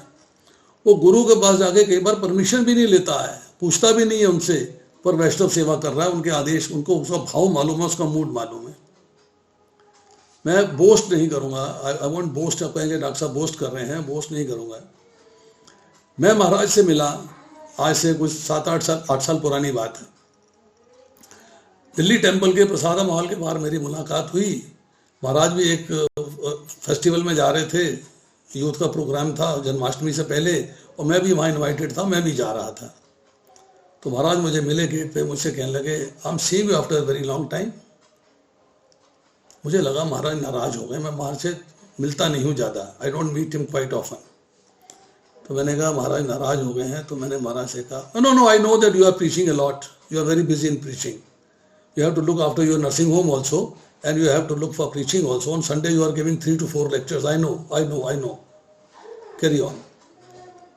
फिर मुझे लगा कि महाराज ने हो सकता है नाराजगी में कुछ बात कह दी हो, तो मैंने फिर महाराज को कमेंट, मतलब एक रिप्लाई दिया। मैंने कहा महाराज ऐसा है कि मैं आपके दर्शन नहीं कर पाता हूँ, आपको दंडवत नहीं कर पाता हूँ, आपकी आशीर्वाद नहीं ले पाता हूँ, तो आई विल मेक श्योर कि नेक्स्ट टाइम जब आप दिल्ली में होंगे और संडे को आपका यहाँ प्रेजेंट होंगे मंदिर के अंदर, तो I will cancel my lecture and come and have your Darshan, have your blessings. And did I say that? Go and preach, if I need you I will telephone you. एक line में बात खत्म कर दी। उसके बाद मेरी महाराज से 4 साल के बाद मुलाकात हुई है, 4 years, क्योंकि मैं संडे सुबह से लेकर रात तक लेक्चर में बिजी रहता हूँ। आज भी 2 लेक्चर सुबह करके आया हूँ। बाकी दिन में अपने ऑनलाइन लेक्चर्स भी करता हूँ, प्लस मैं अपना बैठ के पढ़ता भी हूँ और प्लस पेशेंट्स भी देखता हूँ। तो महाराज का मुझे मूड पता है, उनका मूड है प्रीचिंग का, उनका मूड है बुक डिस्ट्रीब्यूशन का। तो मैं महाराज के पास बैठा रहूं, चक्कर काटता रहूं, उनके दर्शन करने के लिए बैठा रहूं, इससे अच्छा महाराज के आदेश का पालन करूं। तो ये बात मैंने उनसे लर्न करी। वैष्णव सेवा क्या है? वैष्णव सेवा ये है कि आपको गुरु के आदेश का पालन करना है। एक और एग्जाम्पल देता हूँ आपको। हम लोग एरिया में प्रोग्राम करते थे, वहाँ पे कोई डिस्टर्बेंसेस हुई, कोई प्रॉब्लम्स आई, तो हम लोग महाराज से मिले। महाराज हमारे घर पे आए, हमारे घर पे आके बैठे, 2-2.5 घंटे के लिए महाराज से मीटिंग हुई। तो हमने महाराज से पूछा कि महाराज अच्छे डिसाइपल की पहचान क्या है? He is your good disciple, उसकी पहचान क्या है? जानते हैं महाराज ने क्या उत्तर दिया? महाराज कहते हैं एक भक्त है जो बड़ा टायर्ड है, बहुत थका हुआ है, बहुत गर्मी के मारे परेशान है, उसको ठंडे पानी की आवश्यकता है। वो गुरु के पास आता है अपनी रिपोर्ट देने के लिए, गुरु को प्रणाम करता है, गुरु के पास बैठता है और गुरु देखते हैं कि इसको पानी की प्यास है, जीवा सूख रही है, मुख सूखा हुआ है। तो महाराज के पास गर्म गिलास का दूध रखा हुआ है, वो दूध का गिलास उसको पड़ा देते हैं, कहते हैं हैबिट। अब भक्त के पास 2 ऑप्शन है, एक है गिलास को पी ले, दूसरा नहीं महाराज मुझे ठंडा पानी चाहिए, मैं दूध नहीं चाहिए, ठंडा पानी चाहिए। भक्त जो है महाराज का दिया हुआ गर्म दूध पी लेता है। तो महाराज क्या कहते हैं? कहते हैं this devotee is loyal, he follows the instructions. उसे मालूम है कि गुरु के द्वारा किया गया ये गर्म दूध ठंडे पानी का कार्य करेगा। It will act as a cold water, he takes it very happily. तो गुरु के आदेश का पालन करना, वैष्णव के आदेश का पालन करना वैष्णव सेवा है। फिजिकल सेवा है, चरण दबाने हैं, मालिश करनी है, खाना अरेंज करना है, बिस्तर अरेंज करना है, व्हीकल अरेंज करना है, मतलब ऑल दिस थिंग आर वैष्णव सेवा। पर वैष्णव सेवा में प्रीचिंग करनी है, बुक डिस्ट्रीब्यूशन करना है, आदेश का पालन करना है, दैट इज मेन थिंग। वो वैष्णव सेवा में मुख्य कार्य है। और बताइए। बहुत सुंदर प्रभु जी, बहुत सुंदर समझाया। आपके गुरु महाराज गोपाल कृष्ण महाराज है? गोपाल कृष्ण गोस्वामी महाराज, हिज होलीनेस गोपाल कृष्ण गोस्वामी महाराज। वो महाराज हमारे ह्यूस्टन में आए थे, तो मुझे भी मौका मिला था महाराज की सेवा करने के लिए। हमारे घर में 3 दिन ठहरे थे, तो बहुत अच्छा है। और जैसे आपने बताया महाराज का परिचय, तो मुझे याद आ रहा है जब महाराज यहाँ थे तब। तो बहुत अच्छा प्रभु जी। मैं आपको जब मैं नया इस्कॉन में आया, 85 की बात है, तो मुझे ये 3 शब्दों का अर्थ बताया गया सीनियर डिवोटीज ने। मैं तो नया था बिल्कुल। एक तो मैं डॉक्टर, ऊपर से भगवत गीता, ऊपर से मंदिर, ऊपर से सेवा, मेरी समझ में आते ही कुछ नहीं था। I was absolutely ignorant. तो उन दिनों जो है दिल्ली मंदिर के अंदर, कोठी में मंदिर हुआ करता था, तो जितने महाराज लोग बाहर से आते थे वो दिल्ली मंदिर आते थे। एक कमरा उनके लिए सेटल्ड था फर्स्ट फ्लोर के ऊपर, वहाँ रहते थे। और रहने के बाद जो है वहीं से मायापुर जाते थे, वहीं से कलकत्ता, वहीं से चेन्नई, सब जगह उनका ड्रॉन वहीं से होता था। तो जयपताका महाराज आए, ठहरे, तो संडे के संडे में मंदिर जाता था। तो डिवोटीज ने मेरा इंट्रोडक्शन कराया। महाराज, मैं दीक्षा नहीं लिया था अभी, I had not taken Diksha. Maharaj, he is doctor Gosai, he was a teacher in medical college, he is our big donor and he has joined ISKCON. He comes on every Sunday and does service. तो महाराज ने मेरे से बात करी, मैंने प्रणाम किया, सब कुछ हुआ, मुझे सिखाया गया था जो मैंने सारे कार्य किए। तो महाराज मेरे से कहते हैं, Why don't you teach Bhagavad Gita? मैं हैरान परेशान, चुप, कहाँ मैं डॉक्टरी पढ़ाने वाला और कहाँ मैं भगवत गीता पढ़ाऊँ। हाँ, भगवत गीता पढ़ता था, पर कैसे पढ़ता था? 2 श्लोक पढ़े, किताब बंद करी, ग्रंथ बंद किया, रख दिया। But Maharaj told me, you are a learned person.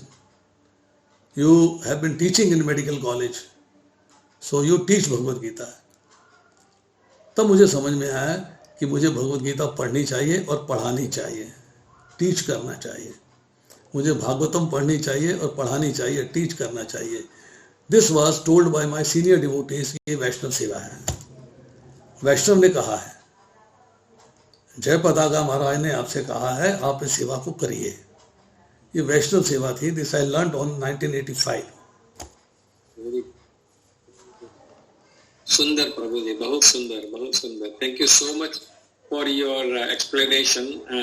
आपके चरणों में दंडवत प्रणाम प्रभु जी। हम यही रिक्वेस्ट करते हैं कि आप पार्थसारथी फाउंडेशन में आते रहिए और आपकी नक्कीरन कथा हमें सुनाते रहिए, उसका लाभ हमें मिलेगा तो हम बहुत आभारी होंगे आपके। Thank you so much. Hare Krishna. Thank you प्रभु, thank you very much. Whose was second hand? Thank you प्रभु जी। प्रद्युम्न प्रभु जी, आप कृपया अनम्यूट कीजिए। हरे कृष्ण। हरे कृष्णा। दंडवत प्रणाम प्रभु जी। दंडवत प्रणाम जी। दंडवत प्रणाम। बहुत आनंद आया आपका कथा सुन से, और आपने जो बात क्वेश्चन आंसर में हरिलीला प्रभु को बताया उससे very helpful and we really enjoy your association. तो प्रभु जी ऐसे ही आते रहिए। आपने बताया कि 3 चीजों में सेटिस्फाई होना चाहिए और 3 चीजों में नेवर सेटिस्फाई। तो नेवर सेटिस्फाई में तो है कि प्रोग्रेसिंग इन कृष्णा भक्ति, भगवान की भक्ति में never be satisfied, always you have anchoring desire. तो बराबर है। फिर आपने बताया कि परोपकार, और थर्ड चीज क्या बताया प्रभु जी? थर्ड था प्रैक्टिसिंग कृष्णा कॉन्शियसनेस, जपा एंड चैरिटी। परोपकार में चैरिटी आती है। चैरिटी में ये भी आता है परा दुखा दुखी, दूसरे को दुख है, उसके दुख में आप दुखी हो तो उसको भगवत प्राप्ति के मार्ग पे लगाते हो, वो भी परोपकार है। क्योंकि आप जो है उसके दुख से परेशान हो, जन्म मृत्यु जरा व्याधि का दुख देख रहे हो आप, उसको फॉलो करे, ऑटोमेटिकली सफर करेगा। तो आप देखते हो कि भाई इसको जो है भगवत भक्ति के मार्ग पे लगाया जाए। ये पर उपकार है, दूसरे के ऊपर उपकार कर रहे हैं आप, उसके ऊपर आप एक चैरिटी कर रहे हैं, उसको भगवत भक्ति के मार्ग पे लगा रहे हैं। तो 3 थिंग्स उन्हें सेटिस्फैक्शन नहीं होना चाहिए, और लगाएं, और लोगों को लगाएं, और लोगों को लगाएं, और लोगों को लगाएं. That should be your aim. And 3 चीज में सेटिस्फाई होना रहा है, वो भोजन में है, धन में है, और तीसरा जो आपको जीवन यापन के लिए धन मिल गया है ईमानदारी के साथ, ऑनेस्टली, जो आपकी अर्निंग्स हैं, अपनी स्पाउस, पत्नी है या पति है, जो भी है, अपना स्पाउस, उससे सेटिस्फैक्शन होना चाहिए. फूड, प्रसाद जो आपको मिला है उससे सेटिस्फाई होना चाहिए. दूसरे की थाली में ज्यादा आइटम्स है उस पर चिंता नहीं करनी है, अपनी थाली में एक आइटम है, सेटिस्फाइड है. एंड लास्ट इज, जितनी आपके पास अर्निंग हो गई है वो आपको उसमें सेटिस्फैक्शन होना चाहिए. भाग दौड़ नहीं करनी, मार मार नहीं करनी है, बेईमानी नहीं करनी है. Yes, thank you very much Prabhu ji, really I enjoy. ऐसे आइए और सब लोग को कृष्णा कॉन्शियस में रखिए. Yes, Radhe Radhe Radhe. Gopal has raised hand. Thank you. 2 more participants have raised hand, Bhavna and Gopal. Yes, Prabhuji. Do you have time, Prabhu? Can we take questions? Yeah, you are most welcome. Okay प्रभु जी, thank you so much प्रभु जी, आपने बहुत अच्छी तरह से lecture दिया प्रभु जी. मुझे आपका वो जो पॉइंट था इच्छाओं का, वो जो कमंडलों वाला जो स्टोरी था, वो मुझे बहुत अच्छा लगा. और आपने शुक और राजा जी का जो संवाद बताया वो बहुत बहुत अच्छा लगा प्रभु जी. थैंक यू सो मच प्रभु जी. प्रभु जी, मेरा एक छोटा सा क्वेश्चन था, जैसे कि ये हम लोग, जैसे प्रभुपाद जी बहुत बार चाणक्य पंडित जी का वो श्लोका वगैरह बताते हैं, तो चाणक्य पंडित जी ने, जैसे एक बार मैंने पढ़ा था कहीं पे कि सरल वृक्ष बहुत जल्दी कट जाते हैं, लेकिन जैसे भगवान के भक्त, भगवान को तो सरल भक्त पसंद है, मतलब जो व्यक्ति सरल होता है वो पसंद है. तो ये थोड़ा कॉन्ट्राडिक्शन हो रहा है. Same thing, 3 things which are required and 3 things which are not required. संतोष होना चाहिए, संतोष नहीं होना चाहिए. Next time I will give you from the source of Bhagavatam. ये भागवतम में भी है. मैं आपको सर्च करके, मेरे पास राइटिंग में था कहीं, I had written it somewhere, but मेरा ख्याल है डिसअपीयर हो गया है. तो I will find it out and I will give you from the source. Bhagavatam से दे दूंगा मैं आपको. भागवतम में भी 3 चीजें हैं, और चाणक्य पंडित ने भागवतम से ही उसको लिया हुआ है. 3 चीजें भागवतम के लेवल पे एक्सप्लेन करी हुई हैं. ओके प्रभु जी, नेक्स्ट क्लास में I will ask you. Okay प्रभु जी, थैंक यू सो मच प्रभु जी. गोपाल प्रभु जी, आप कृपया अनम्यूट कीजिए. हरे कृष्ण. हरे कृष्णा प्रभु जी, धन्यवाद, प्रणाम. जय श्री प्रभुपाद. प्रभु जी, आपका कथा बहुत अच्छी थी, आपने बहुत ज्यादा पॉइंट्स हमें बताए. मेरा वैष्णव सेवा पे ही मेरा एक क्वेश्चन है कि आज जैसे महाशिवरात्रि है, यथा वैष्णव नाम यथा शंभु, तो अब उस उपलक्ष्य में हम भगवान शिव की कैसे सेवा कर सकते हैं, आप इसके बारे में बताइए. आप जो है किसी वैष्णव की सेवा कैसे करते हैं? प्रत्यक्ष और अप्रत्यक्ष रूप में. तो आपने वैष्णव की सेवा क्या, आपने कहा वैष्णव नाम यथा शंभु, तो आप वैष्णव की सेवा कैसे करते हैं ये बताइए. जो आपने पॉइंट बताए वही दोबारा रिपीट कर सकता हूँ मैं. आदर देते हैं, मान देते हैं, सम्मान देते हैं, ठीक है कि नहीं? उनको भगवान का प्रसाद ऑफर करते हैं, ये कार्य करते हैं ना. देखिए, शिवजी को हमें ये समझना चाहिए कि शिवजी कौन है. भगवान ने सृष्टि के संहार के लिए अपने आप को शिवजी के रूप में परिवर्तित किया है, और शिवजी जो है भगवान के शुद्ध भक्त हैं. डिटेल लेक्चर है, बहुत लंबा है, मैं इसको बताना नहीं चाहूँगा, अभी टाइम नहीं है आप लोगों के पास. शिवजी जो है उनका कार्य है सृष्टि का संहार करना, और वो वैष्णव हैं. तो वैष्णव होने के नाते वो मान और सम्मान पाने के योग्य हैं, उनको मिलना चाहिए.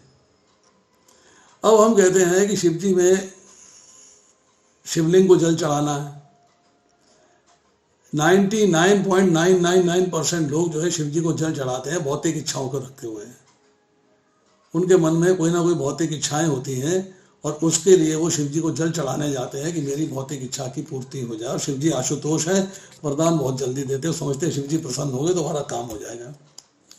पर एक वैष्णव को पूजा करनी, उसको आदर मान सम्मान देना, उससे डिजायर रखनी है, डिजायर लेके जाना है उसके पास. डिजायर लेके मान सम्मान देना है। और डिजायर क्या है?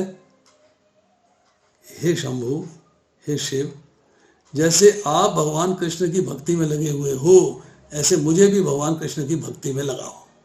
दिस डिजायर होनी चाहिए। With this desire you have to present yourself to Shiva.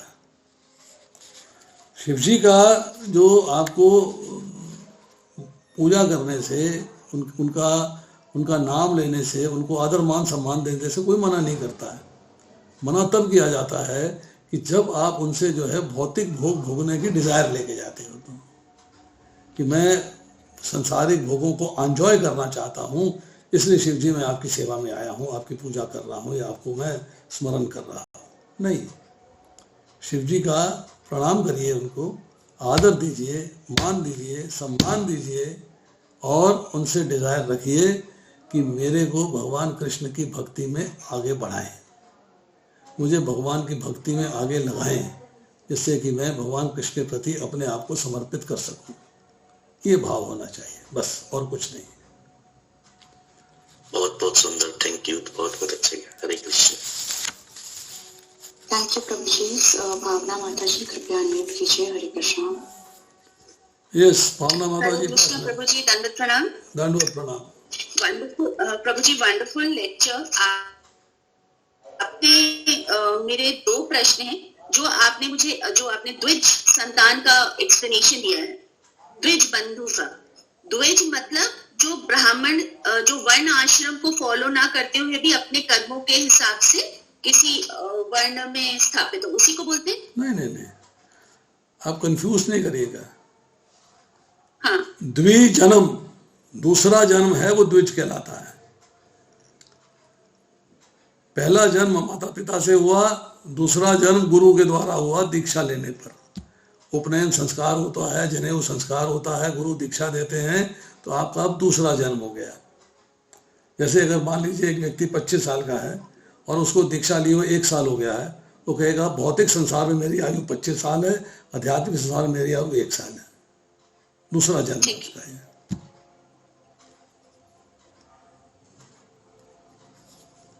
Okay, thank you प्रभु जी, थैंक यू माता जी। प्रेम प्रभु जी कृपया अनम्यूट कीजिए। हरे कृष्ण। माता जी, ओके, सॉरी। हरे कृष्णा माता जी। हाँ, पर प्रभु जी, भागवतम में लिखा है, जो हम श्लोक पढ़ रहे हैं उसमें लिखा है, जिस प्रकार ब्राह्मणों की अयोग्य संतानें द्विज बंधु या ब्रह्म बंधु कहलाती हैं। Is it different from what you are explaining? नहीं, अयोग्य संतान का मतलब क्या है? उसी लेवल पर रुक गए, आगे बढ़े नहीं। दीक्षा ले ली और आगे वो दीक्षा पे रूल्स है उसको फॉलो नहीं किया, अयोग्य हो गया ना। दीक्षा तो ले ली, ठीक है, मतलब हाँ। आप दीक्षा ले लिए हो, अपने डिजायर छोड़ी नहीं, दीक्षा ले लिए हो, पाप छोड़े नहीं। ठीक है, ओके। मैं आपको छोटा सा एग्जाम्पल देता हूँ। हाँ। देखिए, जो व्यक्ति भौतिक संसार में गृहस्थी चलाता है, उसमें 2 तरह के लोग हैं। एक है जो बहुत स्ट्रिक्ट है, वेरी स्ट्रिक्ट, कुछ खाना नहीं है, कहीं जाना नहीं है, शादी ब्याह में नहीं जाना है, रिश्तेदारी में नहीं जाना है, कुछ नहीं करना है, बस अपने घर में भोग लगाना और वो खाना। They are very strict. पर रिश्तेदारियां टूट जाती हैं, भौतिक संसार के संबंध समाप्त हो जाते हैं। मैं भक्त बन गया, मेरे माता पिता तो नहीं है, उनको घर से निकाल दूं क्या? मैं भक्त बन गया, मेरे चाचा मामा मौसी कोई भक्त नहीं है, उनसे मिलूं नहीं, तो मैं तो सेग्रीगेट हो गया ना, मैं तो कहीं का नहीं रहा, मेरा परिवार छूट गया मेरा। कुछ भक्त ऐसे हैं जो पारिवारिक संबंध निभाते हैं, पर वो जहां भी जाते हैं अपने आप को रिस्ट्रिक्ट कर लेते हैं कि हमें कुछ चीज खानी नहीं है, यहाँ पर कुछ लेना नहीं है, कुछ प्राप्त नहीं करना है, we have to restrict ourselves. वो रिस्ट्रिक्शन लेके वापस आ जाते हैं। कुछ भक्त ऐसे होते हैं, अभी नियोफाइट हैं, नए हैं, दीक्षा में अभी नई दीक्षा हुई है, नए जुड़े हैं, नए भक्ति में आए हैं। वो कहते हैं चलो आए हैं ना, भगवान को भोग लगा के, इंस्टेंट भोग लगा के श्री विष्णु करके खा लेते हैं। पर खाएंगे वही जो नो अनियन नो गार्लिक है, खाएंगे वही जो कि अभक्ष पदार्थ नहीं है। अब बिल्कुल ही नया है, एकदम एंटर ही किया है वो कृष्णा कॉन्शियसनेस में, अभी दीक्षा भी नहीं हुई है, थोड़ा सा माला जपनी शुरू करी, 4 माला 6 माला 8 माला कर लेता है। वो जहाँ पहुँचता है रिश्तेदारी में, वो देखता है अरे वो आसपास इस्कॉन डिवोटी तो नहीं है जो देख तो नहीं रहा, वो चुपके से खा लेता है। मतलब वो रूल्स को ब्रेक कर देता है, अभी प्रोग्रेस नहीं कर पा रहा है, इच्छाएं हैं अभी। तो हर वैरायटी का आपको डिवोटी मिलेगा, हर वैरायटी का भक्त मिलेगा। आपको देखना है कि आप कितना प्रोग्रेस कर रहे हैं, कितनी प्रोग्रेस कर रहे हैं, कितना प्रोग्रेस में आप निश्चय से कार्य कर सकते हैं, कितना उसमें जो है स्टेबल रहना चाहते हैं, वो आप पे डिपेंड करता है। Choice lies with you, choice आपकी है। सो प्रभु जी, फिर उसमें हमारी, जब हम मान लीजिए कोई दीक्षित है और जो टेंपल में लोग आते हैं या हमारे जैसे लोग भी जाते हैं, तो प्राइमरीली फॉर अ दीक्षित person how can we say कि उसकी डिजायर क्या होनी चाहिए, उसकी नीड क्या होनी चाहिए और वांट क्या होनी चाहिए? देखिए, वांट एक ही है, भगवान की सेवा। 9वें अध्याय का 22वां श्लोक पढ़िए, अनन्य चिंतो युद्धो ये जना पर्युपासते। भगवान कहते हैं कि जो मेरी भक्ति में लगे रहते हैं अनन्य भाव से, उनकी जो डिजायर्स होती हैं मुझसे, जो उनके पास है उसकी रक्षा करता हूँ, और जो उन्हें चाहिए मैं प्रोवाइड करता हूँ। तो चाहना क्या है? चाहना है कि भगवान की सेवा में जो चीज़ें उपयुक्त हैं, जो इनिशियल कम से कम चीज़ें हैं जो भगवान की सेवा में लग सकें, वो भगवान उसकी पूर्ति कर देते हैं। और जो आपको लगता है कि भगवान की सेवा में यूज़ नहीं हो रही, वो भगवान हटा लेते हैं। जो आपके पास प्राप्त है, जो आपके पास भगवान की सेवा के लिए आपके पास अवेलेबल हैं चीज़ें, उसकी रक्षा करते हैं। जो प्राप्त नहीं हैं उसको हटा देते हैं। तो ये क्वालिटी है भक्ति की। आप भक्तों से मिलते हो, नए भक्तों से मिलते हो, नए भक्तों से मिलते हो। अब मैं एक सवाल करता हूँ आपसे, आप लेक्चर दे रहे हो, मंदिर के गेट पे या किसी को बिठाते हो कि अंदर आने से पहले पूछे, भगवत गीता में कहा है जो भक्तों को परम रहस्य बताता है वो शुद्ध भक्ति प्राप्त करेगा और मेरे धाम वापस आएगा। जो भक्तों को गीता सुनाता है, आप गीता सुना रहे हो, मंदिर के दरवाजे में बैठे हुए हो, अंदर आने से पहले इंटरव्यू लेते हो, तो भक्त है कि नहीं है, तब गीता सुनना, वरना नहीं सुनने की बात। It is available to all races, all creed, all nations, everyone. उसका एक सुंदर उदाहरण दिया गया है।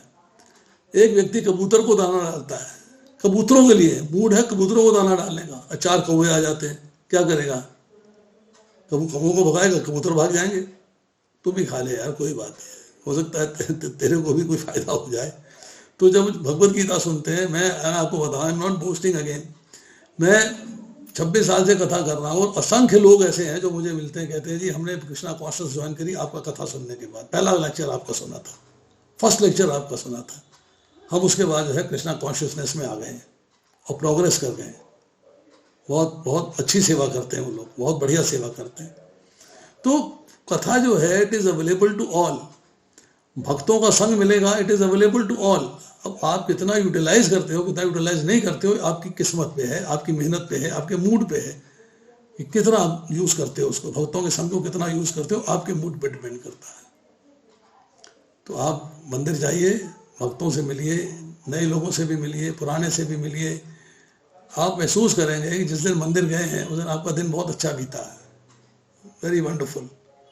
और बाकी दिन में आपकी बैटरी डाउन होती रहती है, फिर हफ्ते के बाद मंदिर जाते हैं, फिर बैटरी चार्ज हो जाती है, फिर आप फ्रेश हो जाते हैं, यस मजा आ गया। हरि बोल।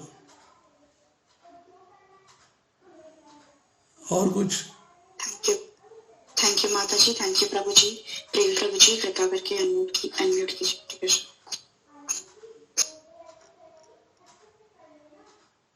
यस मिश्रा जी बोलिए। हरे कृष्णा प्रभु जी, प्रणाम प्रभु जी। यस प्रभु जी, बहुत ही प्रभु जी, मैं थोड़ा ट्रेन में था प्रभु जी, तो मैं यूट्यूब नहीं चलता, यूट्यूब में सुन रहा था आपकी कथा प्रभु जी। प्रभु जी इतना अच्छे से आपने प्यार से समझाया, बिल्कुल बच्चे की तरह प्रभु जी, एक एक लाइन बिल्कुल क्लियर हो गया प्रभु जी। आपने स्टार्टिंग ही किया था प्रभु जी कि द्विज, विप्र और ब्राह्मण से, तो मेरा बिल्कुल ये क्लियर है प्रभु जी। मेरा प्रभु जी इसमें ये सवाल है कि मेरी दीक्षा तो अभी हुई नहीं है, तो मेरी क्या कैटेगरी है? नहीं हुई है तो हो जाएगी, क्या परेशानी है? नहीं प्रभु जी, वो मैं नहीं बोल रहा हूँ, मैं बोल रहा हूँ कि मेरी क्या कैटेगरी है, मैं क्या शूद्र हूँ? किसने कहा आप शूद्र हैं?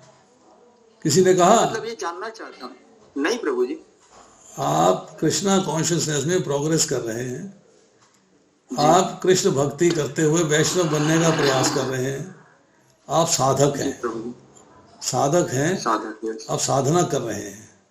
आप शूद्र है, ब्राह्मण है, अभी आपका वर्ण व्यवस्था में मत जाइए। आप तरक्की कर रहे हैं। आप इस वक्त जो है, इस वक्त ब्राह्मण घर में जन्म लिया है, जन्म से ब्राह्मण है। अब आगे आगे बढ़ते जाएंगे, आप जो है तरक्की होती जाएगी, विप्र हो जाएंगे, ब्राह्मण हो जाएंगे, वैष्णव हो जाएंगे, आस्ता आस्ता ग्रेजुअली प्रोग्रेस करते चले जाएंगे। अभी आप अपने आप को डिक्लेयर मत करिए कि मैं शूद्र हूँ, मैं शूद्र नहीं हूँ, मैं वैष्णव हूँ, मैं वैष्णव नहीं हूँ। अभी उसके ऊपर मत जाइएगा आप। अभी ये जाइए कि यस, मुझे कार्य करना है भगवान की सेवा का, दैट्स ऑल। जी प्रभु जी। और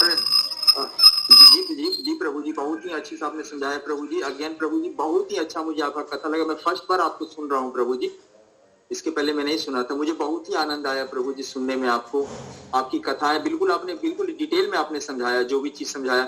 और प्रभु जी एक मेरे को सवाल करना था, वो थोड़ा इसके पहले लंबा हो गया, मेरे सवाल ही भूल गया मैं। बड़ी इंपॉर्टेंट था प्रभु जी, कोई बात नहीं। तो रास्ते में ना प्रभु जी, घर जा रहा हूँ, इसीलिए लिख लिया करिएगा, राइट योर क्वेश्चन। प्रभु जी मैं रास्ते में हूँ प्रभु जी, मैं रास्ते में हूँ, बाइक चला रहा हूँ, तो इसीलिए कोई बात नहीं, लिख लीजिएगा, अगली बार कर लीजिएगा, नेक्स्ट टाइम कर लीजिएगा। जी प्रणाम। जी प्रभु जी, धन्यवाद प्रभु जी, थैंक यू। थैंक यू प्रभु जी। प्रभु जी अभी आपके पास और समय है क्या प्रभु जी? और एक हैंड रेज हो गया प्रभु जी, कैन बी? हाँ बोलिए बोलिए। एक प्रश्न मेरा भी है प्रभु जी, एक प्रश्न मेरा भी है कि भगवान का स्मरण करते हुए, माला जप करते हुए, आरती करते हुए, भोग बनाते हुए मन बाएं दाएं क्यों भागता है? उसको कैसे रोका जाए? चलिए अब प्रश्न करिए, आप क्या प्रश्न कर रहे हैं? हरे कृष्णा प्रभु जी, दंडवत प्रणाम। दंडवत प्रणाम जी। आपकी कथा बहुत सुंदर रही प्रभु जी। इसका उत्तर आज आपने दिया था, तो मैंने थोड़ा सुन लिया था जो भी आपने प्रश्न किया मन के। अभी बाकियों को बोलने दो, जरा बाकियों को ज्ञान प्राप्त करने दो, बाकी भी बोले। आप तो आज दोपहर में सुन चुके हो। जी जी जी प्रभु जी, मैं थोड़ा सा ही क्लास देर में पहुंच पाया था, ऑनलाइन हुआ, तो मैंने ये चीज सुनी थी। लेकिन मेरा एक मुख्य विषय रहा प्रभु जी, जैसे आज आपने बताया कि मेरा 2 दिन पहले तक तो इच्छा था प्रभु जी, या 1 हफ्ते पहले तक भगवान को पाना चाहता था। जब आपसे आखिरी बार बात हुआ शनिवार के क्लास में, जब आप सेक्टर 45 के लिए ऑनलाइन क्लास दे रहे थे प्रभु जी, तो उसके बाद उसी दिन हमने शाम को भक्ति रसामृत सिंधु का 1 पेज पढ़ा प्रभु जी। मतलब थोड़ा सा मतलब उसका मतलब भूमिका पढ़ा हमने, और उसमें भक्तों का लक्षण और भक्ति के विषय में पहले पेज पर मैंने थोड़ा ध्यान से थोड़ा सा समझना चाहा कि भक्ति रसा अमृत सिंधु में भक्ति के बारे में क्या लिखा है प्रभुपाद जी ने। तो उसमें भक्ति के लक्षण में लिख दिए कि जैसे दामोदर अष्टकम में है कि भक्ति चूंकि प्रोसेस है, और भक्त ये नहीं चाहता कि भगवान के धाम में जाए। जैसे मुक्ति चाहना कई प्रकार का है उसमें, कि भगवान का सामीप्य है, और मतलब कई प्रकार की मुक्ति उसमें लिखा था। मुझे वो शब्द तो नहीं याद है, लेकिन ये मैं समझ पा रहा हूँ। अब मैं ये श्रेयस्कर जानना चाहता हूँ, जैसे एक सिद्धांत है बैक टू गॉड हेड, हमें भगवत धाम जाना। दूसरी तरफ भक्ति रसामृत सिंधु में इस बात की भी बात रखी जा रही है कि हमें भक्ति करना, भगवान की प्रेममयी सेवा। उसमें भक्ति की व्याख्या लिखी है, भगवान की प्रेममयी सेवा, जो आज आपने कई बार बताया, और एक प्रश्न भी मैंने लिख लिया, आपने बताया, खुद ही आपने प्रश्न किया, भगवान से प्रेम कैसे करें। तो भगवान की प्रेममयी सेवा, मैं अब तक ये समझता था प्रभु जी की, जैसे मान लीजिए मंदिर के जो सारे नियम है, मंगल आरती से लेकर के शयन आरती तक के मंदिर के सारे प्रोग्राम, कि जिसमें वैष्णव सेवा भी हो जाए, गुरु की आरती हो जाए, गुरु प्राप्त हो जाए, भागवत प्रसाद ले लिया जाए, इस प्रकार के जो 64 अंग है। तो अब इसमें मेरी जिज्ञासा जो बनी है प्रभु जी, वो यही कि श्रेयस्कर क्या है, कि मतलब बैक टू गॉड हेड किया जाए, या भक्ति के लिए जो है, जो भक्ति का प्रोसेस है उसको स्वीकार किया जाए। ऐसा है मिश्रा जी, मैं आपसे एक सिंपल सी बात कहता हूँ कि पहली क्लास के बच्चे को 12वीं क्लास की किताब नहीं पढ़नी चाहिए। जी आप पढ़ रहे हो, कंफ्यूजन में आ रहे हो। आप अभी एंटर किए हो भक्ति के अंदर 2 साल 3 साल पहले, तीसरी चौथी क्लास में हो, तो 12वीं की ग्रेजुएशन की पीजी की किताब मत पढ़िए आप। अब प्रश्न कर लीजिए सिंपल। तो किताब पढ़ के प्रश्न करेंगे ना तो आप कंफ्यूज होंगे। भक्त कभी भी मुक्ति नहीं चाहता। वो कहता वहां भी भगवान की सेवा कर रहा हूँ, यहाँ भी भगवान की सेवा कर रहा हूँ, वहां भी डिजायरलेस होना, यहाँ भी डिजायरलेस होना, मुक्त होकर क्या करूंगा मैं। प्रभुपाद लिखते हैं ये बात, एक लाइन में बात खत्म है। 64 अंग हैं, 5 तरह की मुक्ति है, सायुज्य है, सामीप्य है, सालोक्य है, सारूप्य है, साष्टी है। इन सब मुक्तियों के चक्कर में क्यों पड़े हुए हो। प्रभुपाद कहते हैं, एक सिंपल बात बता देता हूं आपको for knowledge of all. Prabhupada का ग्रंथ है क्वेस्ट फॉर एनलाइटनमेंट, वो पढ़िए आप। चैप्टर नंबर 7 उसके परपट में लिखते हैं प्रभुपाद कि अगर आपको भगवान का प्रेम प्राप्त करना है तो ग्रंथ है श्रीमद् भागवतम, और श्रीमद् भागवतम समझनी है तो ग्रंथ है भगवत गीता। पहले भगवत गीता मास्टर करिए आप, तब आगे बढ़ेंगे आप, तब मजा आएगा आपको। भगवत गीता तो मैंने पढ़ी नहीं और सीधा मैं पहुंच गया भक्ति रसामृत सिंधु में, छलांग मार दी 12वीं क्लास में जाके, 14वीं क्लास में जाके। पहले भगवत गीता पढ़िए, अच्छे प्रभुपाद को पढ़िए। प्रभुपाद ने स्पष्ट लिखा है the book is Bhagavad Gita. Bhagavad Gita को पढ़िए, 100 बार पढ़िए कम से कम, फिर देखिए आप उसका उत्तर आपको मिलता। फिर भागवत समझ में भी आएगी, चरितामृत समझ में आएगी, रसामृत सिंधु समझ में आएगी, उपदेशामृत समझ में आएगी, सारी किताबें समझ में आएगी। पर भक्ति का जो ABCD है, स्कूलिंग है, that is Bhagavad Gita, that you should read carefully and thoroughly. Prabhupada ji लिखते हैं, पहले श्लोक के परपट में प्रभुपाद लिख रहे हैं, भगवत गीता एक बहुपठित आस्तिक विद्या है, इसे भक्त की सहायता से छानबीन कर पढ़ना चाहिए। फॉलो करिए ना उनको, प्रभुपाद को फॉलो करिए, क्लियर हो जाएगी सारी बात। और कोई?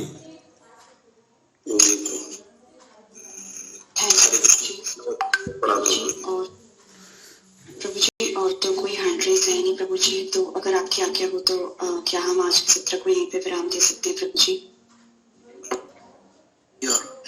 हरे कृष्णा प्रभु जी, आपने बताया ना भगवत गीता पढ़िए, बराबर है, मगर प्रभुपाद जी ने भगवत गीता में इंट्रोडक्शन जो लिखा है भूमिका, वो करीब 30 पेज है। yes. और वो इंट्रोडक्शन पहले पढ़ना चाहिए। तो क्या होता है उससे ख्याल आता है कि बुक में क्या है भगवत गीता में। So introduction Prabhupada ji has written spending almost 3 and 4 months time to write the introduction. So introduction is very important for Bhagavad Gita.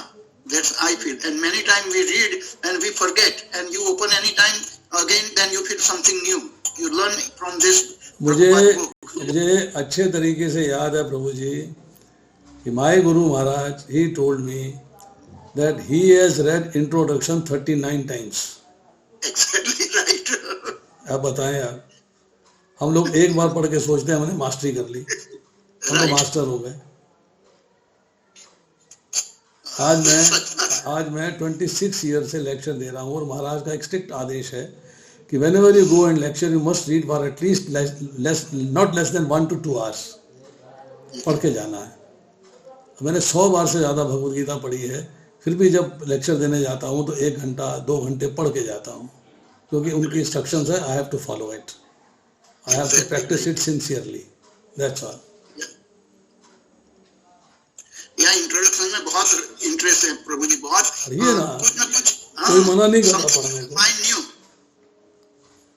Nobody is stopping you to read it. You read it, number of times you read it, no problem. Yes, yes. Thank you very much प्रभु जी, बहुत आनंद हुआ। आप nice discussion and please दूसरी बार भी opportunity दीजिए, सब लोग को आनंद रहेगा। स्मिता माता जी पूछ रही है मणिधर क्यों भागता है।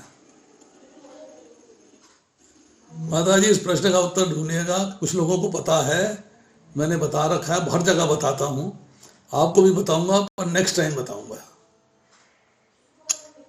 अगर मैं नेक्स्ट टाइम आया तो। प्रभु जी प्लीज आइएगा, प्रभु जी प्लीज आप जरूर पधारिएगा प्रभु जी, आपने बहुत अच्छी तरह से बहुत अच्छा लेक्चर दिया प्रभु जी, थैंक यू सो मच प्रभु जी। प्रभु जी और कोई हैंड, हरे कृष्णा, और कोई हैंड रेस नहीं है प्रभु जी, शैल वी वाइंड अप प्रभु जी?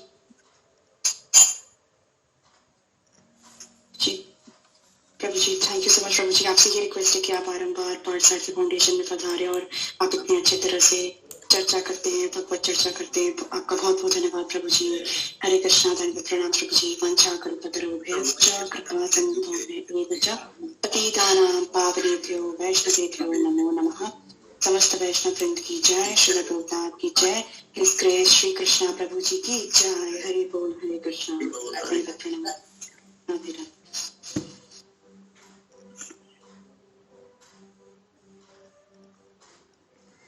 Thank you, Mataji. Thank you very much for giving me a chance to speak in front of all these devotees. So thankful to you that you listened to me very carefully. Thank you, Prabhuji. Thank you. Hare Krishna. Hare Krishna. Jai Radhe. Jai Radhe. Jai Radhe. Jai Radhe.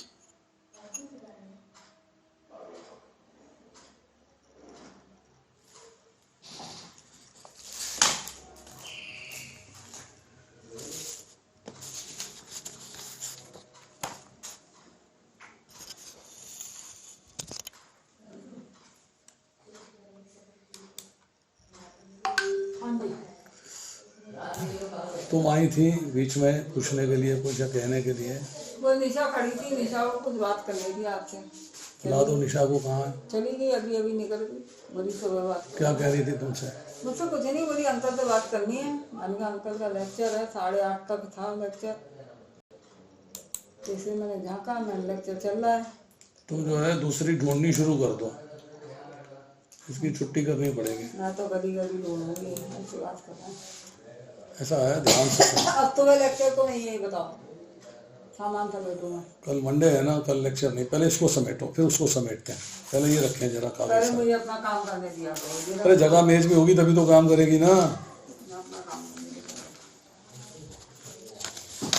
मुझे उधर से करना है।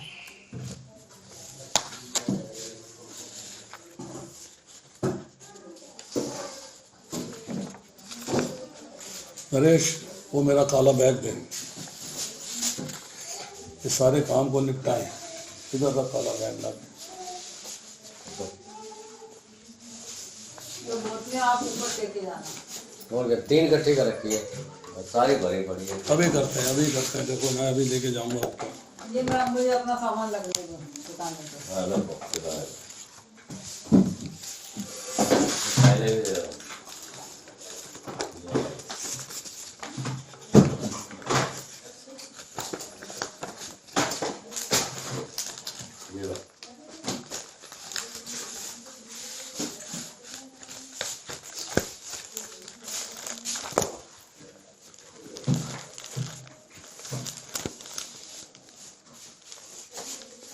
मुझे भी जाना है Sunday. Sunday मुझे भी जाना है, तो कहीं जाने दो। ये डॉक्टर साहब के लिए है। हाँ तो भाई अगर किसी ये इनकी LIC आई, ये ऊपर लेके जाएंगे, खोलेंगे, कुछ जो भी करेंगे। एक मिनट अभी मैं करता हूँ सारा इंतजाम, चिंता मत करो तुम। ये सीमा बाहर जाएगा कागज, ये कागज भी बाहर जाएगा। इसको बाहर रख दो, अभी फाइल में लगाते हैं। मेरे इसको बाहर रखे पलंग के मेज के ऊपर। इसको और फाइल जाएगा में बाहर। और बाहर कुछ नहीं जाना। ये ए से लेके किस वाले में लगाना है? ये S में जाएगा, S में, M2R वाले में, M2S वाले। फाइलें दोबारा बनानी है मेरे को। उसमें जो है बहुत सारे कागज उल्टे सीधे लगे हुए हैं, ढूंढने में बड़ी दिक्कत आ रही है।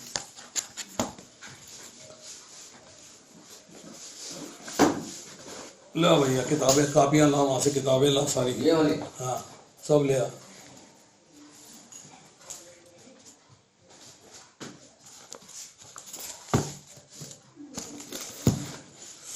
ये छोड़ दे, इसको यहाँ रख दो, इसको भी यहाँ रख एक दो। वो रखिए।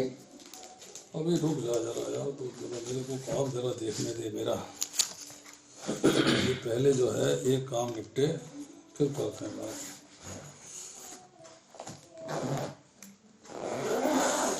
इसको उठा के वहाँ नीचे रख दे, इसका काम हो गया।